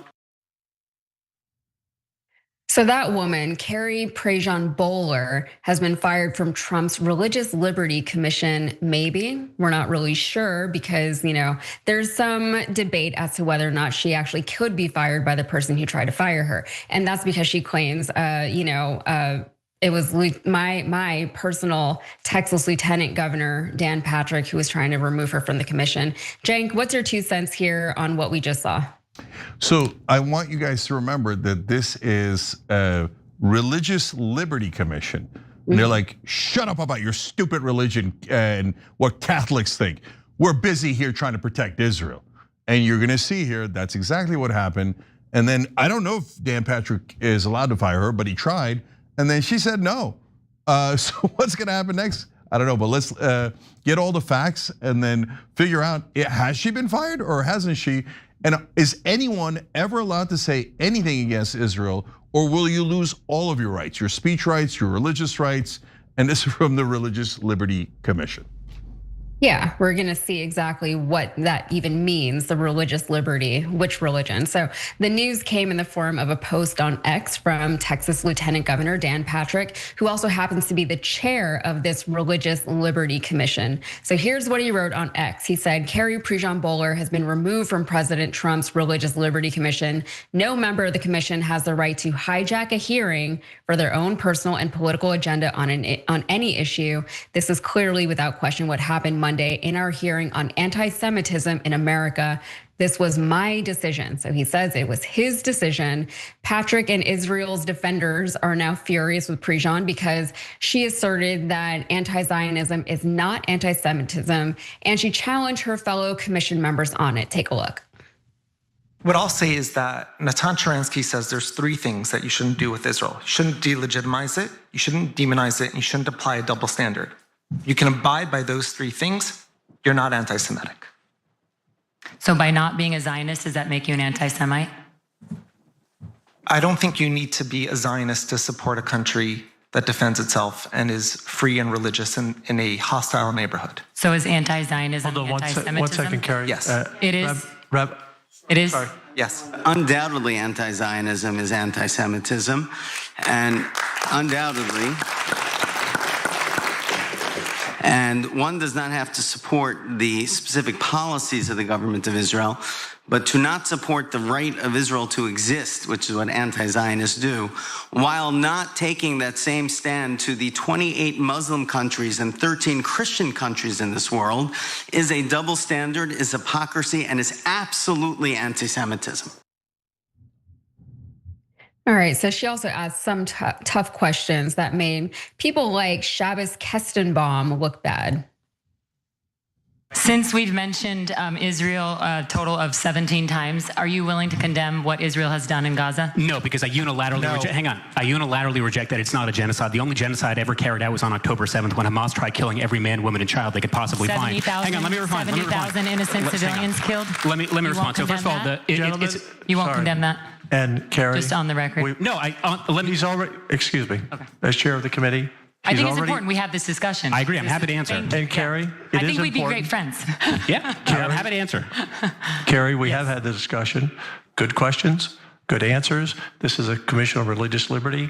If there's another commission on this issue, I don't know why we're talking about a foreign country.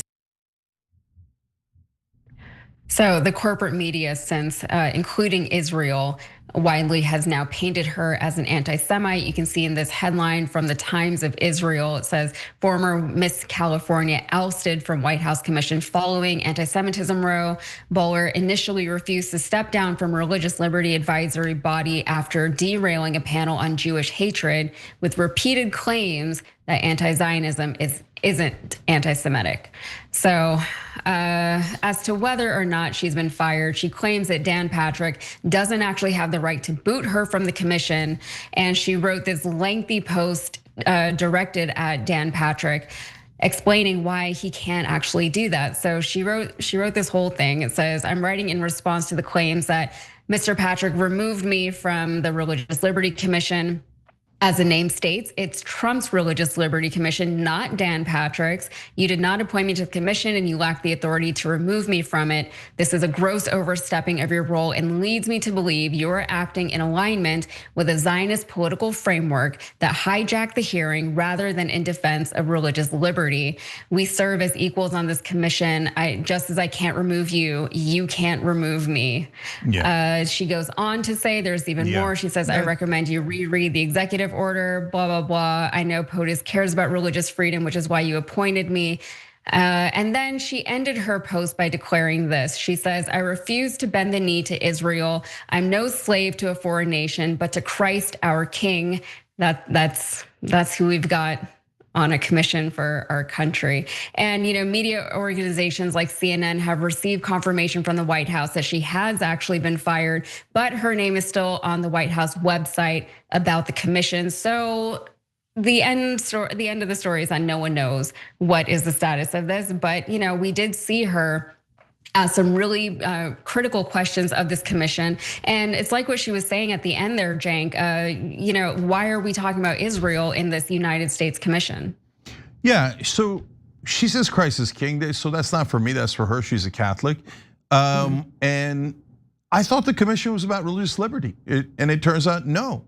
Like, are all Catholics anti-Zionists? Probably not. Do some Catholics view that as a tenet of their faith? Maybe, but I'm not Catholic, so I'm not here to judge that. But this sister is saying, that is my faith. And they go, shut up about your faith. You're not allowed to have it. You just have to bow down to Israel. So, okay, so it's not a religious liberty commission. Catholics are not allowed to have their faith. No one's allowed to have their faith. No one's allowed to have anything. You're all going to be declared anti-Semites. And so when I saw those people speaking against her, they total fascists. So they said, okay, there's 3 standards for when we're going to declare you an anti-Semite when it comes to Israel. If you delegitimize the state of Israel, so what? Why can't I? Is it a legitimate, acting legitimately? No, it's committing war crimes. I'm not demonize the state of Israel. Who gets to decide if it's critique or demonize? I tell you what, these fascists that you're looking at right there will tell you that any criticism of Israel is demonizing Israel. Literally, very, very literally. I've never once seen them say, oh, that's a legitimate critique of Israel. You're right. Never. Everything's anti-Semite, anti-Semite. You should crush them, shut them up. Don't let the Christians talk, don't let the Muslims talk, don't let anybody talk. And by the way, don't let the Jews talk. Because there's tons of Jewish Americans who are against the genocide. They're like self-hating Jews, punish them too. Because this isn't about religion, it's about governments. And how the Israeli government is demanding to control everyone here. And if you dare on a religious liberty commission insist on your religious liberty, you will be eliminated. And so she was eliminated from the commission, and now they will happily go on. We're gonna eliminate everyone who's opposed to Israel. This is about religious liberty. None of you get any liberty, only us. It's double standards for Israel. What is this? Guys, think about it this way. Because the pro-Israel crowd has done a lot of nonsense illusions in this country. Like, oh, we're a special ally. Canada's a special ally. Why didn't we give them $300 billion? No, it's nonsense. It's total mythology. It's propaganda 101. So if let's say, as I always do, take out Israel, put in a different country. And I like to pick a random one each time. Let's go with Kenya. Now, or Nigeria. You know, there's been a bunch of problems in Nigeria recently. Now, if you criticize Nigeria and you go, wait a minute, you've got a lot of killings going on and some religious extremism in Nigeria, all that is true. You're demonizing Nigeria, you're canceled forever. Well, wait, this also happening in Sudan, but you didn't criticize Sudan while you were criticizing Nigeria. Double standard, that's it, you're eliminated forever. You no longer have any religious liberty and you're not allowed to talk, and you're an anti-Nigeriist. Okay, and we can go on and on. These are all invented to oppress Americans so they are not allowed to criticize Israel that is controlling our government and apparently our media, which I'm to this day shocked by. I mean, I would have told you 10 days ago that wasn't true. But now we see the Epstein files and the drop site news stories, and everything's about protect Israel. Everything is about Epstein's trying to help Israel, but getting them cyber weapons, doing every kind of deal for Israel. And our entire media is like, I don't see Israel. I don't see it. You better not talk against Israel. That's what you're demonizing. You're double standard. You're this, you're that, right? So, okay, I mean, this commission is to say, shut up, Americans.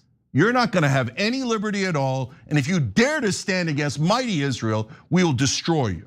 So that's what they're saying. And now if you go along with stuff like this, and in Florida, they've got that nonsense law that we talked about yesterday, where they say, okay, now we're gonna start calling you domestic terrorists. And why do you think ICE started calling people domestic terrorists? Because they want to get you, this is the Israelification of America. Anyone who criticizes beloved Israel is a terrorist. You take away all their rights, you imprison them, you do whatever. Certainly don't have your speech rights, you don't have your religious rights. There goes the First Amendment, there goes the American Constitution. Everyone bow to Israel. So Carrie Prejean Bowler, I am super proud of you for not bowing. America wasn't built to bow or to bend a knee to another country.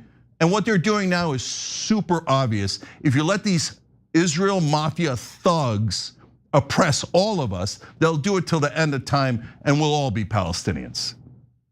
Yeah, and if this really is about governance, I mean, it's even more egregious that Israel is such a focus for this Religious Liberty Commission here in the United States. And I know that at this point, that's an obvious point because we've been living in this reality for years now, decades really.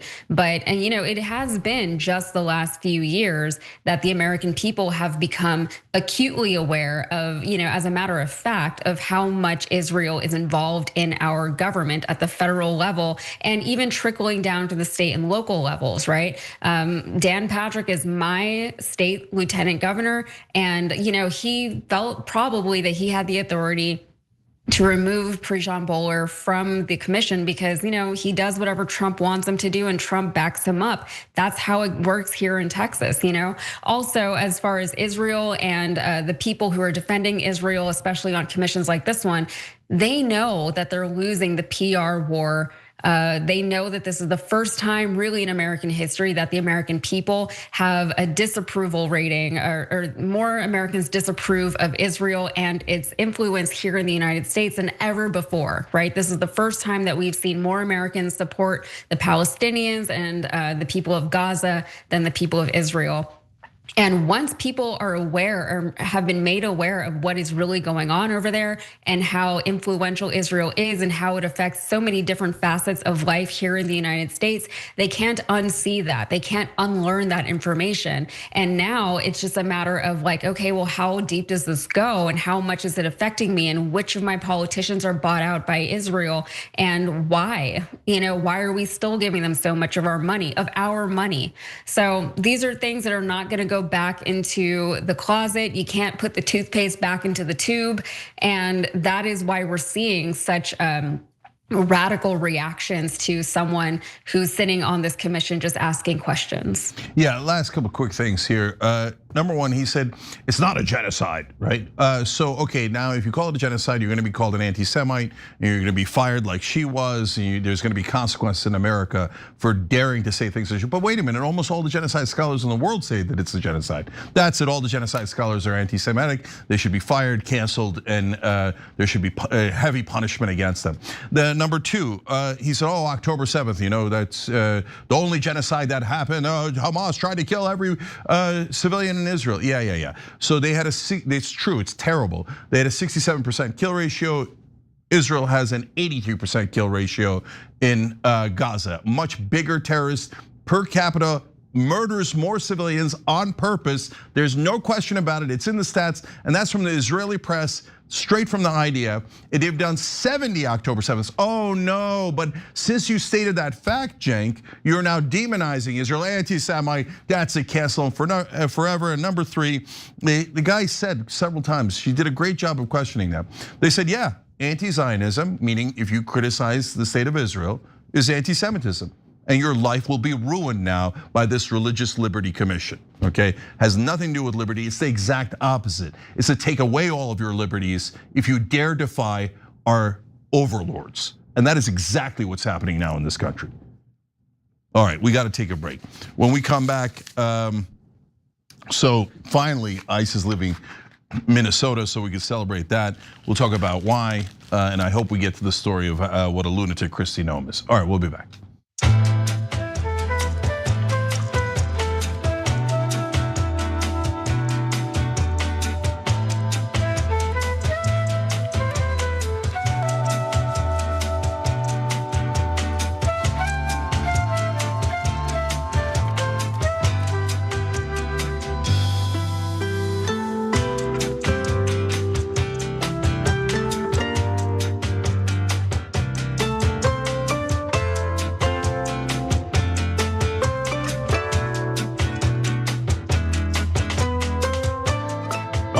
Let's go to Super Chat. Callie Millie says, Kamala was asked who's the US adversary in the next 4 years. She said, Iran. Everyone laughed. Very clear US military is not part of our democracy. The only people talking about how Iran is our mortal enemy and we have to attack them are people who are bought by Israel. Period. There's not one person in the country who wants to go to war with Iran that isn't Israel first. So, okay, Kamala was a totally useless Israeli puppet. So like, oh my God, she lost, it's such a tragedy, is it? So Trump winning is the tragedy, that's a tragedy. That's the one we tried to prevent with a much, much better candidate. But all the Democratic leadership said, no. We don't want a better candidate. All we want is a candidate that will bow to Israel. Well, congratulations, you got it. In either direction, you must be thrilled. Nickmon 55 said, Cenk asked earlier who would disarm their own country so Israel can do whatever it wants. The answer is US politicians. They sell us out every day. Of course, they won't hesitate to do that for precious Israel. Yeah, you're absolutely right. Our politicians are, look, I don't want to use the word traitor because just by itself, without telling you that I don't want it to mean anything physical. I don't want to get into talk of like, oh, what's the penalty for treason and traitor? None of that stuff. But are they traitors against America politically, ideologically? Of course they are. They steal your money and they send it to Israel to commit war crimes and genocide because they got bribed, legally bribed by the Israeli lobby. That's the most obvious thing in the world. They've spent billions, maybe even trillions of dollars in propaganda. No, not trillions, because they gotta get back to billions. It wouldn't be a good investment. So they've spent billions trying to persuade Americans that no, you should give all your money to Israel. And of course you should love a genocide, of course. Oh, poor little Israel is the victim and the baby, they're the baby. They're the wild, out of control fascist government attacking all of its neighbors. CDN Norse Dog Dad said, hashtag Orange Blob wants a hashtag war because he will use that as a hashtag excuse for hashtag stopping the 2028 election. But without a war on American soil, then he can't use that clause. Well, I'm worried about it. People are starting to now worry about a false flag operation that Israel might do inside America and go, oh, that's it, emergency. All Americans are terrorists, anti-Semites, take away all their freedom because they've lost the popularity. It's gone, it's gone. No one likes them anymore. And so they're getting more and more oppressive, taking all the people that they bribed and those corrupt, indecent, immoral politicians and getting them to oppress us on their behalf. Timmy Dees writes in, what's next after Iran? Cuba? The sanctions being placed on the Cuban people are absolutely suffocating. It's even worse than Venezuela, all for Rubio. The donors gotta get what they want, okay? And so yeah, now he'll start that war from the anti-war president. Pro Patrick 2026 YouTube member says, Cenk, why is Massey fighting hard on Epstein? He's a politician, so tell us his motivations from the political standpoint. So Massey is a rare guy who actually does care about America. It doesn't mean he agrees with us. He votes with Republicans 91% of the time. I don't agree with that. I don't agree with the vote he had yesterday, okay? But is he an actual American patriot? I believe he is. And that's why there's only two of them, him and Khanna, that's it.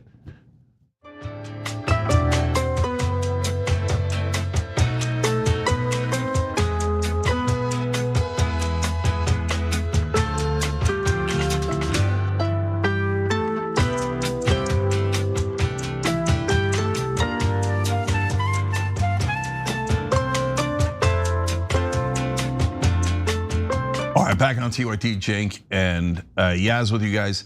Real quick, guys, if you can, ring the bell, okay? Because that helps the show a lot and it helps you keep up with the show. So it takes about 2 seconds, very helpful, we appreciate it. All right, Yaz, what's next? Yep, backlash in Minnesota, let's roll it. Like I said, and Operation Metro Surge is ending. And in the next week, we're going to deploy the officers here in detail back to their home stations or other areas of the country that are needed. Well, in response to public backlash and protests, Trump border czar Tom Homan has announced that ICE will be pulling back operations in Minnesota. He said Thursday that Operation Metro Surge is ending. Hundreds of agents are being prepared to leave. However, Homan says that the reduction in force isn't being done in response to the outcry. He says it's because city and state jails have agreed to increase their cooperation with ICE, so they don't need to be there as much. Cenk, what do you think it really is? Yeah, no, they lost. So nice job, citizens of Minnesota. You guys are amazing. So one of the interesting parts of the story is, was there a deal to get them to leave? And was that deal a good deal or not? I actually think whether it was something new or something old, I actually like the deal that they struck. So hang around for that piece of information too, but let's give you all the facts. All right.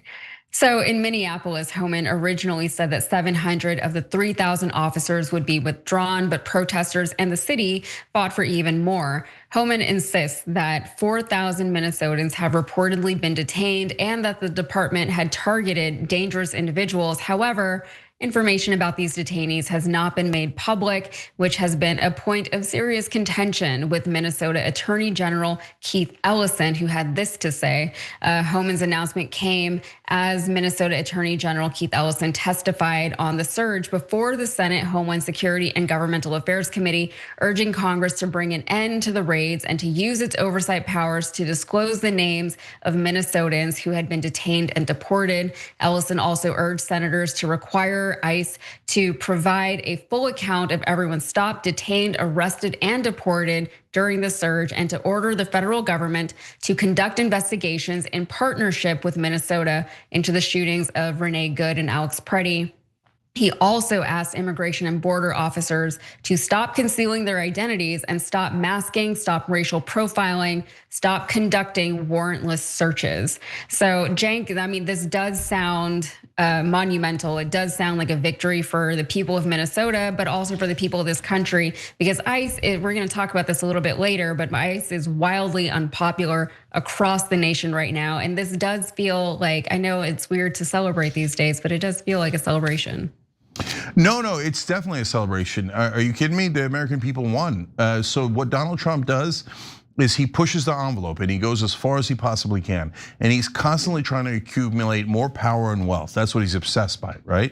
So in this case, and he did this in his first term, he every once in a while bring out troops into the streets. Hey, did that work? Did people like it? Can I keep going? They didn't like it, but can they tolerate it? So in this case, he's like, okay, I'll bring in ICE, and we'll take away their badges, we'll put them in mass, we'll start a police state, a surveillance state, we'll shoot a couple of citizens, we'll just, and I'm not saying that Trump gave the order to shoot citizens, he just gave the order to unleash the hounds, right? And the hounds were unleashed, and they were unleashed on the American people. And the American people said, yeah, we hate it, we don't want it.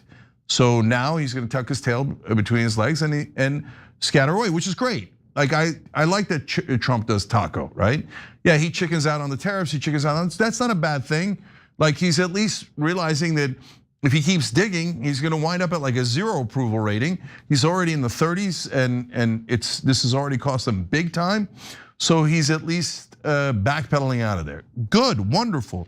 I'm telling you, the folks in Minnesota, you should be so proud of what you've done to protect American rights and to beat back a police state and a surveillance state that they were trying to set up. And you got those authoritarian thugs off your streets, and we're all super proud of you. And now to this thing that I mentioned earlier. So Homan claims that they got a deal where if there's criminals who are undocumented, Minnesota will hand them over, and that he struck that deal with Keith Ellison, who's a wonderful progressive attorney general of Minnesota. And Minnesota says, no, we already had that deal. I read the back and forth. There's actually a decent amount of evidence on both sides.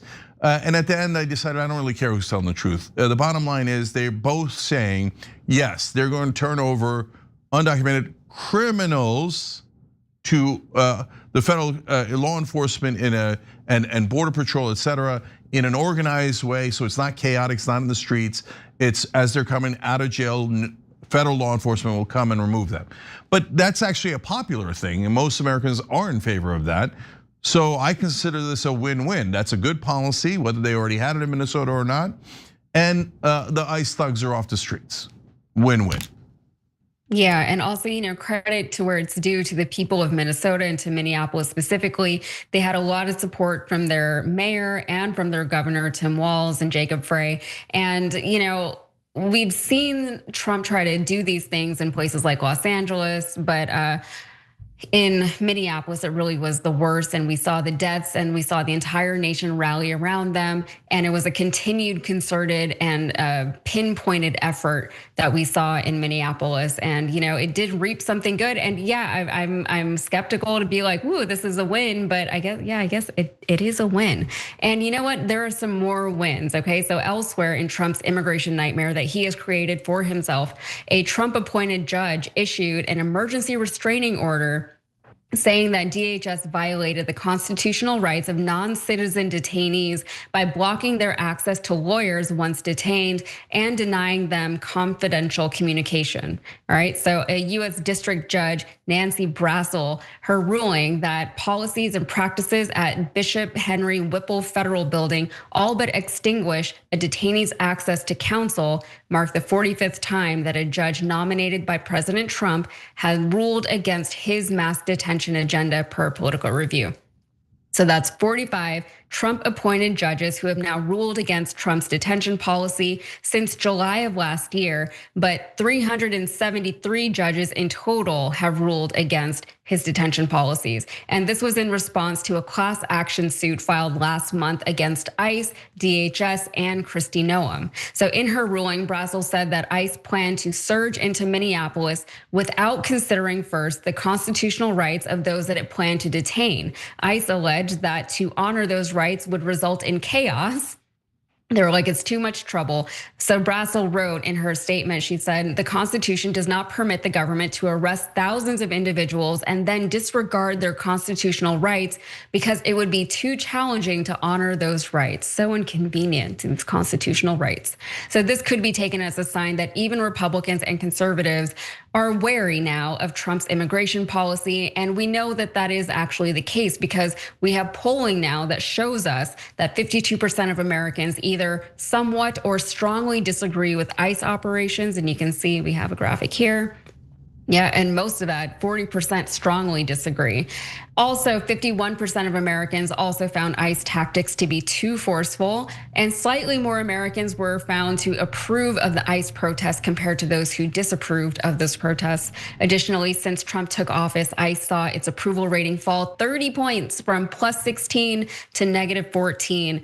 And there is now more support for abolishing ICE prior to, prior to the 2024 election. Support for abolishing ICE was at just 19%, and it has now jumped up to 42%. So Cenk, these immigration policies, even for the diehard MAGA Trump supporters, this is not what they expected whenever they said that Trump was going to crack down on immigration.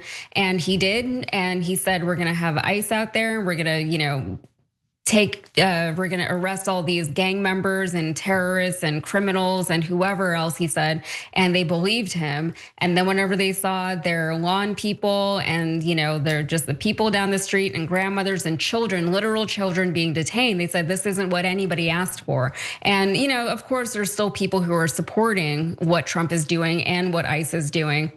But the majority of Americans, even for us here, I think the difference, Cenk, is that when you see children in places like Gaza, it's so foreign, it's so far away, we're not seeing it. But here, whenever we see children being detained and mistreated by our own government, it's very, very hard to ignore because you like to believe that you are better than that. We are better than that as a nation, and they're not seeing that, and it's very distressing, and it's turning up in the polls, and we're seeing Trump having to, taco Trump his way out of things. Yeah, guys, and Yaz, I would say, look, what happened in Minnesota is an absolute tragedy, but the conclusion of this is kind of wonderful. This is what I was hoping would happen. I got into some debates earlier when Trump first got into office about this, and my thesis was not that Trump wasn't going to do that Trump was going to do the right thing. I worked tooth and nail to try to defeat Trump 3 different times, and if you remember, my closing argument against Trump was he's talked about terminating the Constitution. This guy has no respect for our Constitution. And so we were right about that. That was never the question. The question was, how was America going to react? Would the judges hold?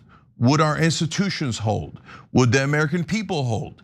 Would, for example, independent podcasters and media hold and say, no, you've got to follow the Constitution and you've got to protect American rights? Or would they join in and join in the authoritarian direction that Trump was going?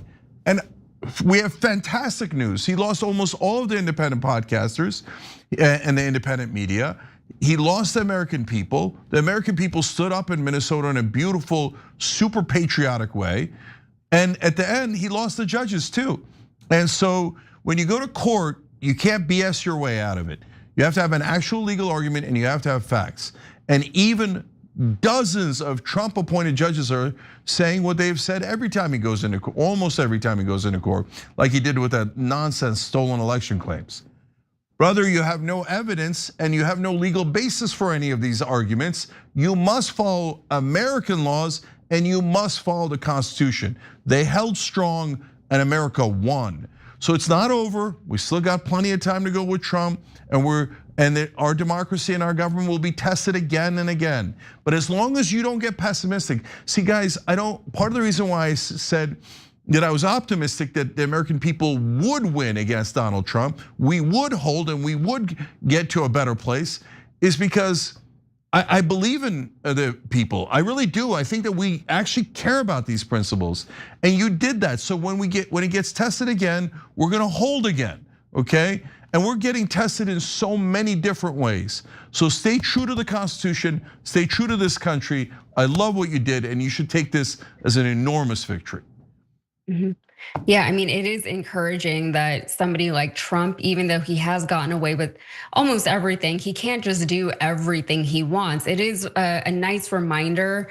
It is good to see, literally see that, even he needs some degree of buy-in from the American people. I mean, he does a lot of things that we don't approve of. His overall approval ratings are in the toilet, and not just his overall approval rating, his approval ratings on individual topics are in the toilet. And on this one, he does all the backlash from the approval ratings, but also from the protests, the constant protests, all of the legal cases brought against him, everything he had to pull back. And Minneapolis, Minnesota, other cities across this country are not completely out of the woods. They're going to continue to try this thing. They're going to try to tire people out and just break things down, and to the point where people get disheartened and discouraged by it. But this is something worth celebrating for now.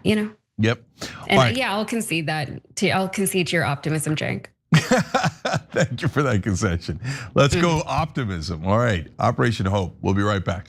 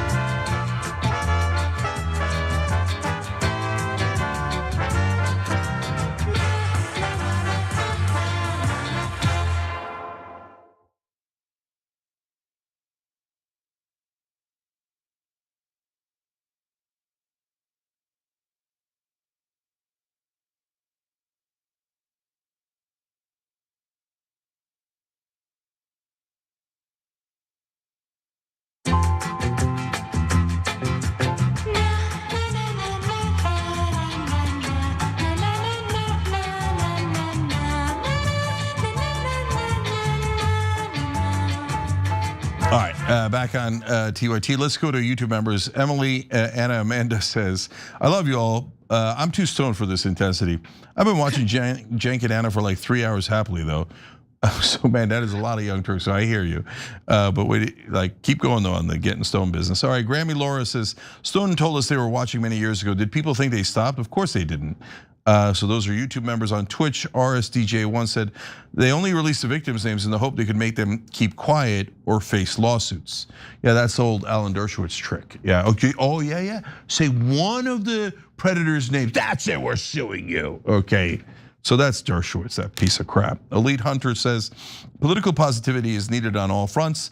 The trolls will hide when the rest of us strive to make the world a better place. All right, love it. Let's go to our members on TYT.com. Bloated Ego says the cover-up is always worse than the crimes, and the crimes were horrendous. They're right about that. Threatening her with contempt, they threatened a lawsuit over the missed deadline for the Epstein files. Threats without any follow-through mean nothing. It's like the boy who cried wolf. So in this case, look, guys. I mean, I don't think I've mentioned this enough. I'm shocked that we got the files. I can't believe we got the files. I mean, we didn't get all of them. We apparently didn't get the worst of them, but we got a lot of ones that were secret that they didn't want released, and they've been released. So I just can't thank Ro Khanna and Tom Massey enough. And who's the show that told you that Ro was the guy? All right, Just Jim says, all right, I'm gonna leave it alone. All right, Just Jim says, I'm from Ohio, and it is well known that Wexner gave Epstein the original money to be laundered for Israel and himself. Sex was the byproduct. Look, I don't know if Just Jim is right about what, just because people are saying it in Ohio doesn't make it right. I would say generically, but Jim, in the information we've all seen with our eyes, that certainly is what it looks like. So Les Wexner was apparently a co-conspirator. There are a lot of these things I was surprised by. I didn't know was the case, and so he wasn't blackmailed. He was part of the operation, the operations for Israel. This stuff it's a layup. All you got to do is lean on any of these guys, but our government goes, no way. We will never investigate allies of Israel, never. Night of Mirage Odyssey writes in on Super Chat. I agree it's not a genocide, it's a Palestine Holocaust, and Israel made Hamas look like the Warsaw Ghetto Jewish resistance from the 1930s. Imagine if the question was on the same spot. Does Palestine has a right to exist in their ancestral land, or it's anti-Semitic? Yeah, the Israelis, and that's the whole country, denies Palestine's right to exist. So they are by definition anti-Semites. I guess that means everybody who supports Israel, they should have their rights taken away. That's their logic, not mine.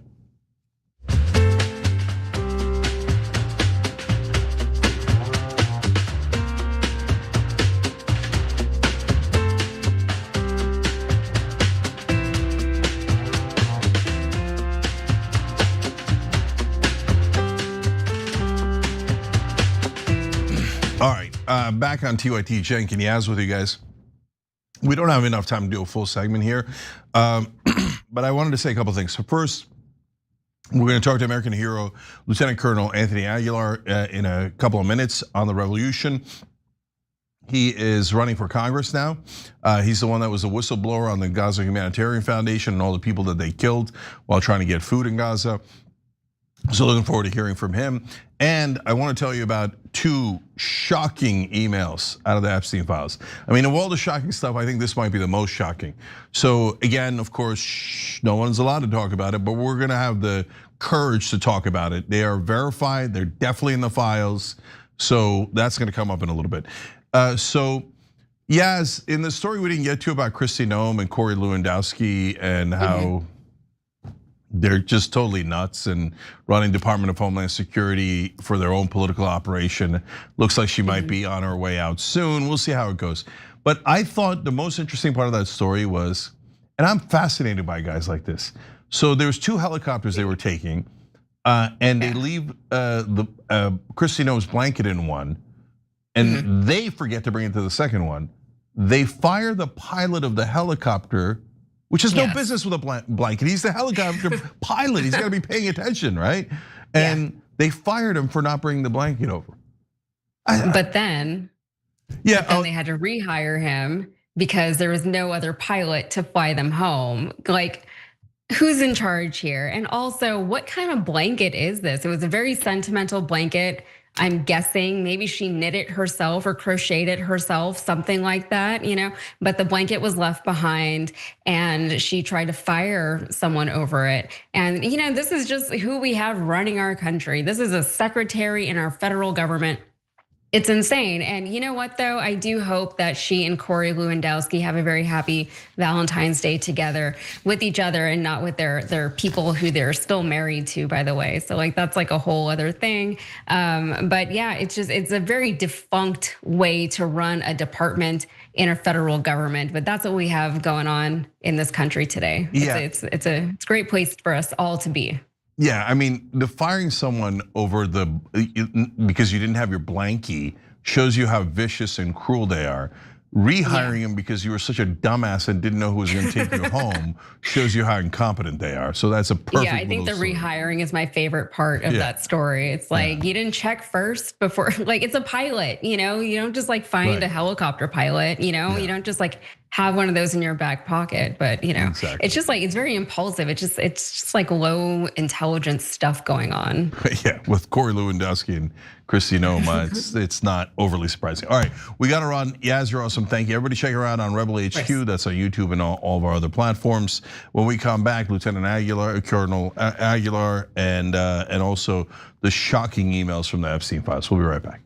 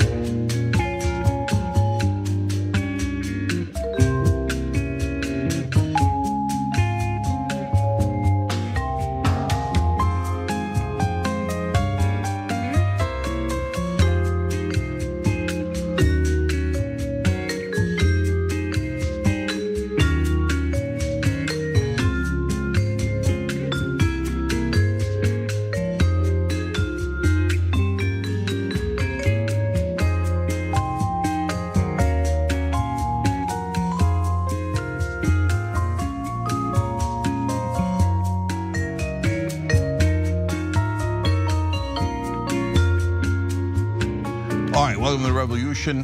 We've got a great guest for you guys now. Retired Lieutenant Colonel Anthony Aguilar is now running for Congress. He's the guy who was a whistleblower in the Gaza Humanitarian Foundation, told us about all the abuses of the Palestinians at the hands of that organization and in Israel. Anthony, good to have you back on the program. It's good to see you again, Cenk. Thank you for having me.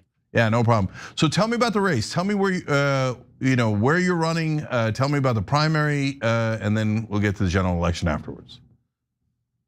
So I'm in a great position here in North Carolina's District 13 to run in this race as a third-party candidate, Green Party. I'm not running in the Democrat or the Republican race. So the primaries, early voting has started this week. Primary election day is on the 3rd of March. And then we go into the general election season, with the general election being on the 3rd of November.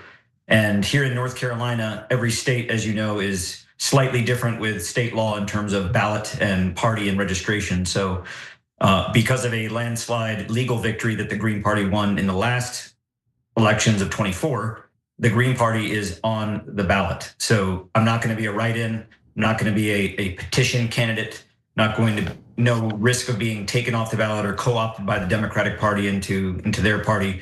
So when voters go to the booth on the 3rd of November and they open up that book, they will have a Green Party candidate, which will be me, a Republican Party candidate, which will likely be the incumbent, a Democratic Party Republican or a Democratic Party candidate, and likely one Libertarian candidate. We'll see how he comes through in the primary, but I will be on the ballot as a named candidate for people to vote for, and we're in a very good position here in District 13, running as a Green Party for that. And we have Green Party candidates running all over the country, but also running here in North Carolina, District 2, right next door to me.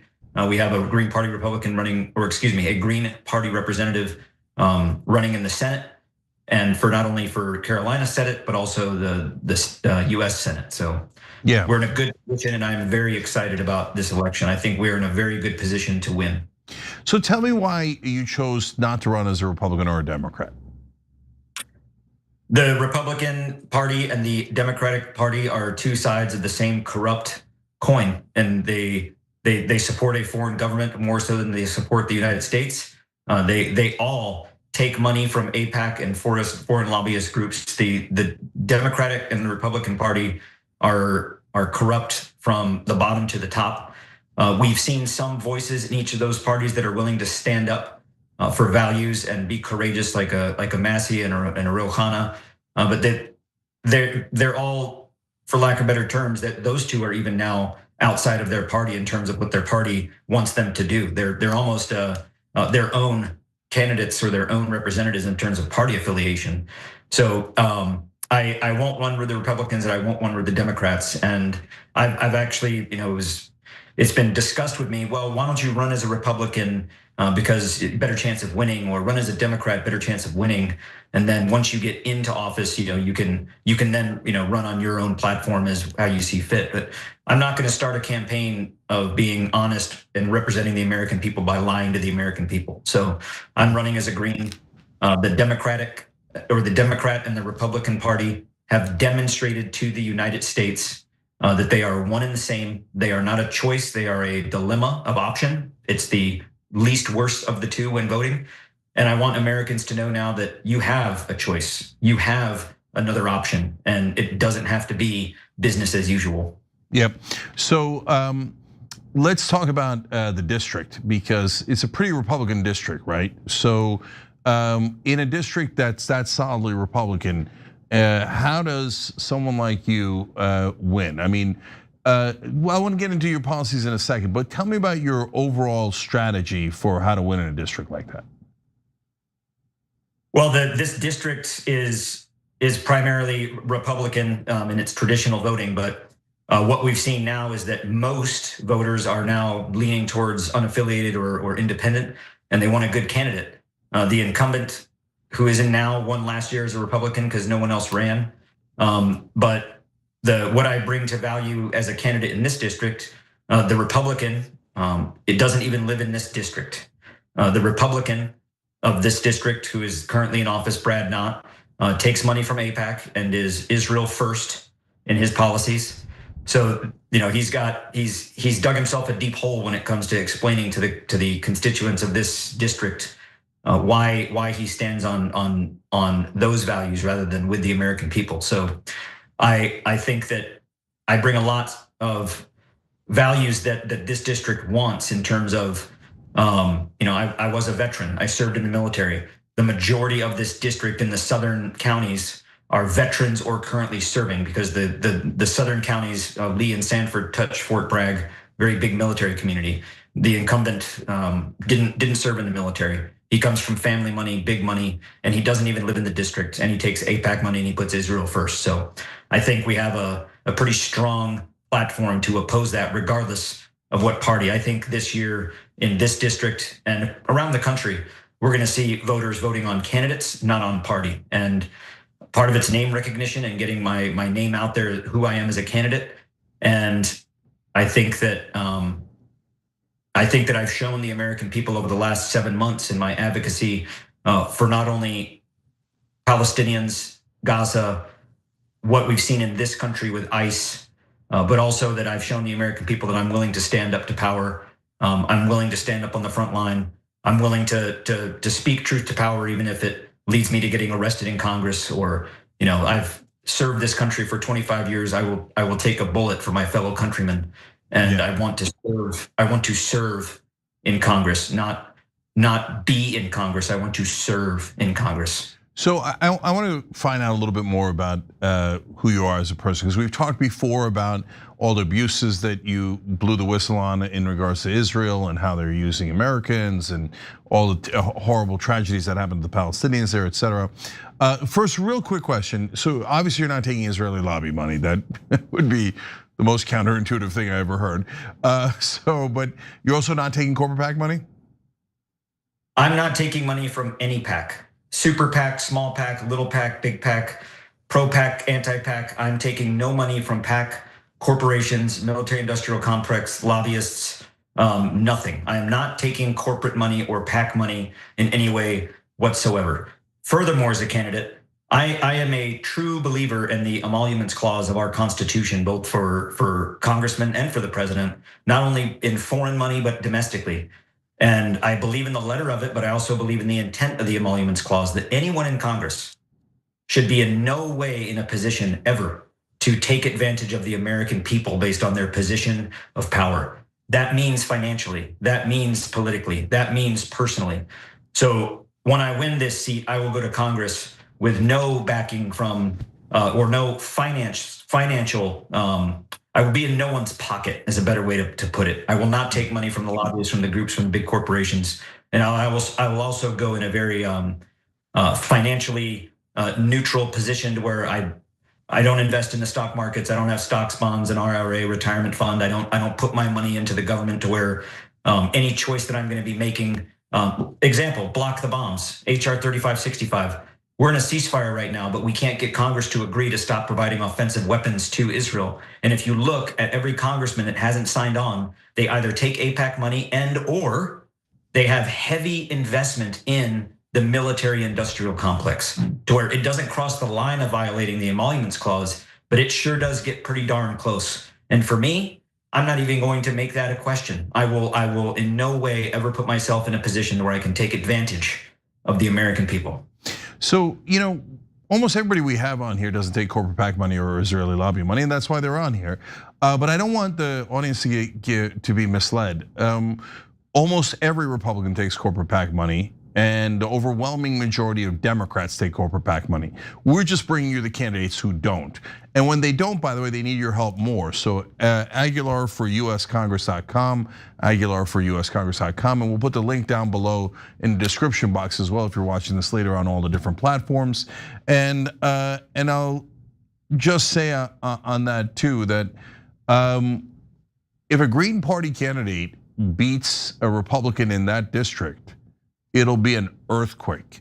It'll make everyone in Washington really afraid to take Israeli lobby money. Because if a Republican can lose in that district to a Green Party candidate, that's gonna scare the living crap out of everybody in Washington. And Tony would be the perfect guy to do that with. Okay, so that's my cards on the table. But let me ask you about where you grew up and what made you go into the military in the first place, Tony. Well, I grew up in San Antonio, Texas, which is what you would consider a military town, a lot of military bases, a lot of veterans. My mother served in the Air Force as a nurse. My father served in the Navy as a crewman on an aircraft, drafted into Vietnam.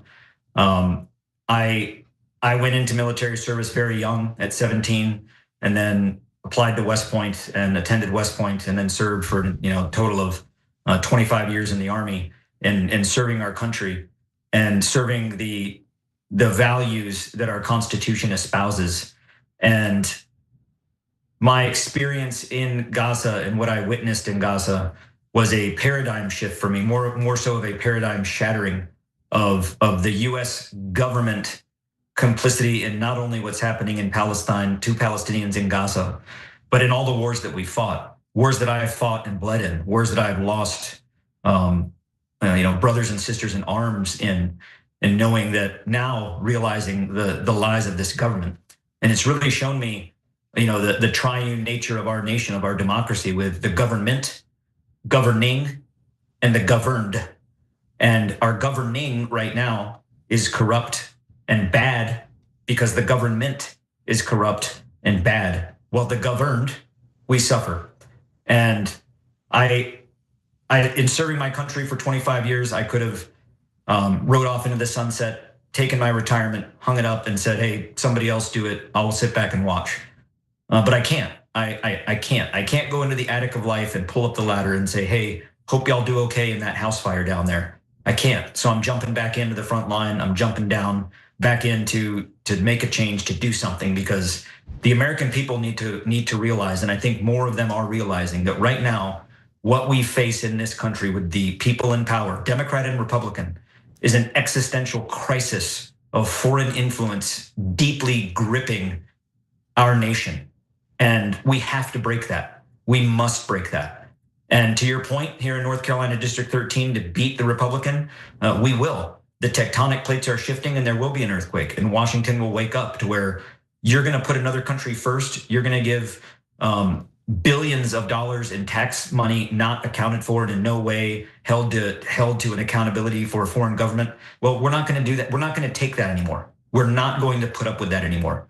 So it's going to be an earthquake, and it's going to send a very loud and clear message to Washington to where you either put Americans and America first or you're out. Yeah, so I want to give people some context to what Tony's saying, and then I want to get into what changed for you. So 94% of Congress takes Israeli PAC money, and Tony mentioned that that you had everybody who voted against block the bombs. So that's about 82% of Congress. These are all Guardian stats on a wonderful independent investigation that they did a little while back. And that 82% of Congress on average takes $125,000 from the Israeli lobby, or they did in the last election cycle. Each one of them on average got $125,000. Obviously bribed by a foreign nation. And those bribes are now legal because the Supreme Court said they're legal, but nevertheless, they are bribes. And so that's why if Anthony wins in North Carolina 13, it's because the voters said, that's it, we've had enough. And we're gonna vote for only clean politicians, and only politicians that stand for America and America only. And that's why it would be a tectonic plate movement, and saying, I don't care about your stupid party labels anymore. I just want an American to serve America as opposed to Israel or any other country. So now, on that note, so tell me when you started to open your eyes about this, because you're in the military for 25 years. You've got, you've served in all these different places. What did you believe then, and what made you start opening your eyes about, oh, wait a minute, our government might be lying to us? Well, throughout my entire life, I haven't been naive to the point to think that we can trust our government implicitly. But in the wars that we fought and the deployments that I've been on, you believe that it's for the good or for the righteous reason that the government espouses it to be. And then as you realize that it's not, and over 2 decades in the military, did I realize that, yeah, Iraq, what was that about? There was no weapons of mass destruction. Who led us into that? And then I looked at, Afghanistan and thinking, who led us into that? Why were we there? What do we have to show for it? What did the average American have to show for 21 years in a war zone other than a loss of life and American treasure? And really what shattered that was that when I was in Gaza and what I witnessed in thinking that going into Gaza with this humanitarian aid to replace the UN, that the United States was going in to do good, and we were there as a good faith actor to do good. I believe that. And when I was there and what I witnessed, and clearly came to understand that not only is the United States in this instant in Gaza right now with what's happening, especially now with this imperial lie of a peace plan, is that the United States has been, is, and will continue to be corporately complicit with foreign government, especially Israel, if we don't stop it. And it's not by nature of passive, it's active engagement in what I think to be treasonous behavior by our Congress in allowing what's happening in Gaza to happen, but funding it. And then the Gaza Humanitarian Foundation was nothing more than a government operation run by the CIA, underwritten by Mossad and Shin Bet, to collect intel inside of Gaza, to lead to the further displacement and murder of Palestinians. And not only was the US complicit in it, the United States government from the highest levels had their hands in the planning of this plan, of this Project Sunrise, all the way back to 2021. And when I followed the breadcrumbs on that to see it, it's like you finally get to the end of the yellow brick road and you pull the curtain and you realize it's all a lie. And not only is it a lie, the people that have been lying do it intentionally, thinking, one, that they can get away with it, two, that we are all naive and stupid and we're not going to do anything about it, and three, that they're so elite and so rich that laws can never touch them. And I think every American right now, just as I have recently, is starting to see that that's exactly what they think. And we're not going to stand for it because we're not naive and stupid, and we're not going to continue to put up with it. And the elite in this country should not be above the law. Yep. God, it's going to be so interesting to see if the American people are in a revolutionary mood, where they throw out all these bums on their, on their behinds. And it's an R+9. That is, especially in a wave that's coming, that is not undoable. It'll be hard. It'll make huge news, but it is doable. So that's, it's a super interesting race. So last thing, Anthony, is what I ask everybody at the end, which is, if you could do a political revolution and you could just change one thing, you get to unilaterally change one thing about how we run things here, what would it be? Well, in terms of our, how we run our country, I think that the most important thing that we can and should bring back to our government, which will solve a lot of things, is accountability. Accountability in our Department of Defense, an audit of our Department of Defense that is actually an audit, and then holding people accountable, holding government, holding the Congress, holding the executive branch, the legislative branch accountable for their misconduct and not allowing it. So accountability, I think, in this country would go a long way to righting a ship that is quickly sinking. And that revolution of accountability is founded in the values of our Constitution. We don't even have to change anything. We just have to actually follow it. Everything that we've seen that this government has tried to get away with or bend or break, our liberties and our values are enshrined in our Constitution to uphold. They just continue to do it. So accountability and going to Congress, I want to be held accountable. I want to be held accountable for my actions and to speak to the American people that in a way that is, this is what is expected of me from you as a representative of our constituency. And here's the work that I'm going to do to make those things happen. And I'm going to continue to report back to you, constituents, on what I'm doing. You don't have to come and seek out what's our congressman doing. I'm gonna be open with you. And when you wanna come and find out more, the door's open. But that the accountability piece, when in all of the, as you know, I've spent a lot of time in Washington lately, mainly advocacy and activism for Palestine and what we're doing in Gaza and the West Bank. But every week or a week out of every month, I spend up in DC talking to people, knocking on doors, asking these questions about a various House resolution or a Senate joint resolution, like, why haven't you signed on to this? Or, hey, you did sign on to this. What can we do as citizens to help you, Mr. or Mrs. Congressperson, to push this further? So I'm solutions oriented. I want to find solutions. And in every instance where I have found a lack of clarity or a clear answer, it's because there's no accountability. And when you look at that individual, why won't you sign on to HR 3565? Oh, because you take $2.2 million in AIPAC money. That explains it. That definitely does explain it. It's not that complicated. So, I mean, again, it would be a wonderful revolution in North Carolina 13 to have this happen.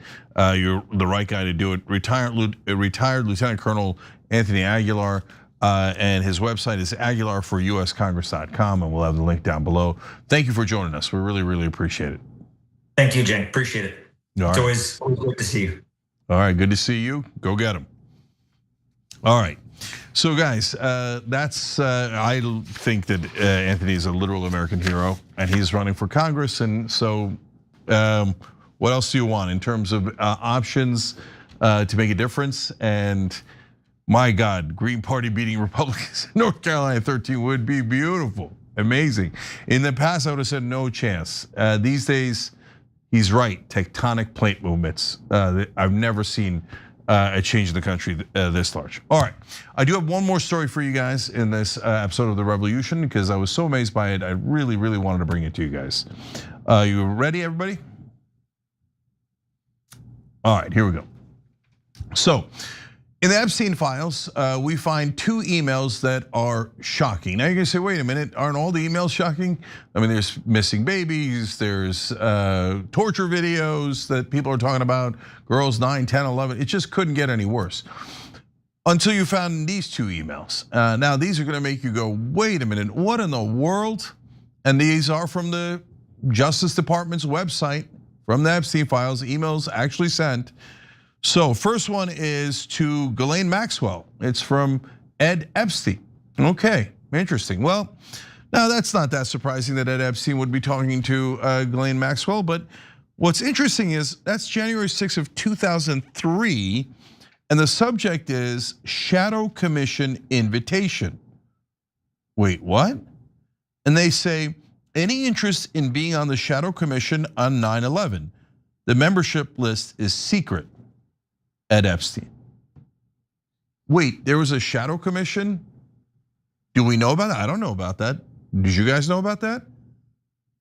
And of all people in America, they were asking Ghislaine Maxwell to be on the shadow 9/11 commission?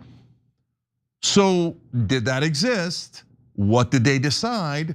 Did they affect the real, the apparently maybe not so real 9/11 commission that we were spoon-fed? And who else was on this secret list that actually decided what was going to go in the 9/11 Commission report? And look, guys, at that point, even if you back in 2003, you don't know Ghislaine Maxwell's working with Jeffrey Epstein, Ed Epstein knows that she's working with Jeffrey Epstein. And let's say that he somehow miraculously doesn't know what Jeffrey and Ghislaine are up to. But Ghislaine Maxwell is Robert Maxwell's daughter. Robert Maxwell is not just a generic Israeli spy. He's the Israeli spy that stole our nuclear secrets. And you're gonna put her on a secret 9/11 shadow commission? And so what's amazing, the second one is email that I'm gonna share with you is arguably even more amazing. But how is this not national news everywhere? So what's happened to me in the last week or so is that my eyes have been open to how much deception is in establishment media. And if you watch the Young Turks regularly, you can say, look, Cenk, you rail against mainstream media, legacy media all the time. But guys, I didn't think that they were part of an active cover-up. Like I thought they got all their framing wrong, and it was partly because of the pressures and the different things that happen, like the advertisers, a lot of them are politicians and big pharma and defense contractors. I've explained to you all the things that are wrong with media in 100 different ways, but even I didn't expect this. Wait, there was a shadow 9/11 commission and there's not a single national media reporter that's interested in that and has done a story about it. Okay, now let me give you the second email. Also to Ghislaine Maxwell, this time from a guy named Philip Levine, and God forbid anybody should ask who he is. This one's date is even more important. September 18th, 2001, a week after 9/11. And the email reads, where is the real pilot? Whoa, what is that? Where's the real pilot? A week after 9/11? And that email is going to Ghislaine Maxwell. If you don't think this is an interesting story, you're not a journalist. If you're covering up this story, you're not a journalist. Well, literally no one in corporate media is covering this. So apparently there are 0 journalists in legacy media, none. I mean, but it's beyond that. There's no one who doesn't think that this is interesting. It doesn't mean that you can't disprove it. I don't know how you would, but I know what you would do. You would do investigative reporting. And you would try to figure out, wait, that's super interesting. What do they mean, real pilot? Could it be the biggest coincidence in human history that they don't mean 9/11, even though it's a week after 9/11, and you're emailing someone who's very, very likely an Israeli spy? But it's a different pilot from a different plane, maybe. But that's when you would have to do journalism and you would have to investigate it. And you would find this remarkable and you'd want to look into what the hell was the Shadow Commission? Why is someone asking Ghislaine Maxwell where the real pilot is? But we've got literally none of that from our national media. So, okay, I mean, it forces us to wonder, are you in on it?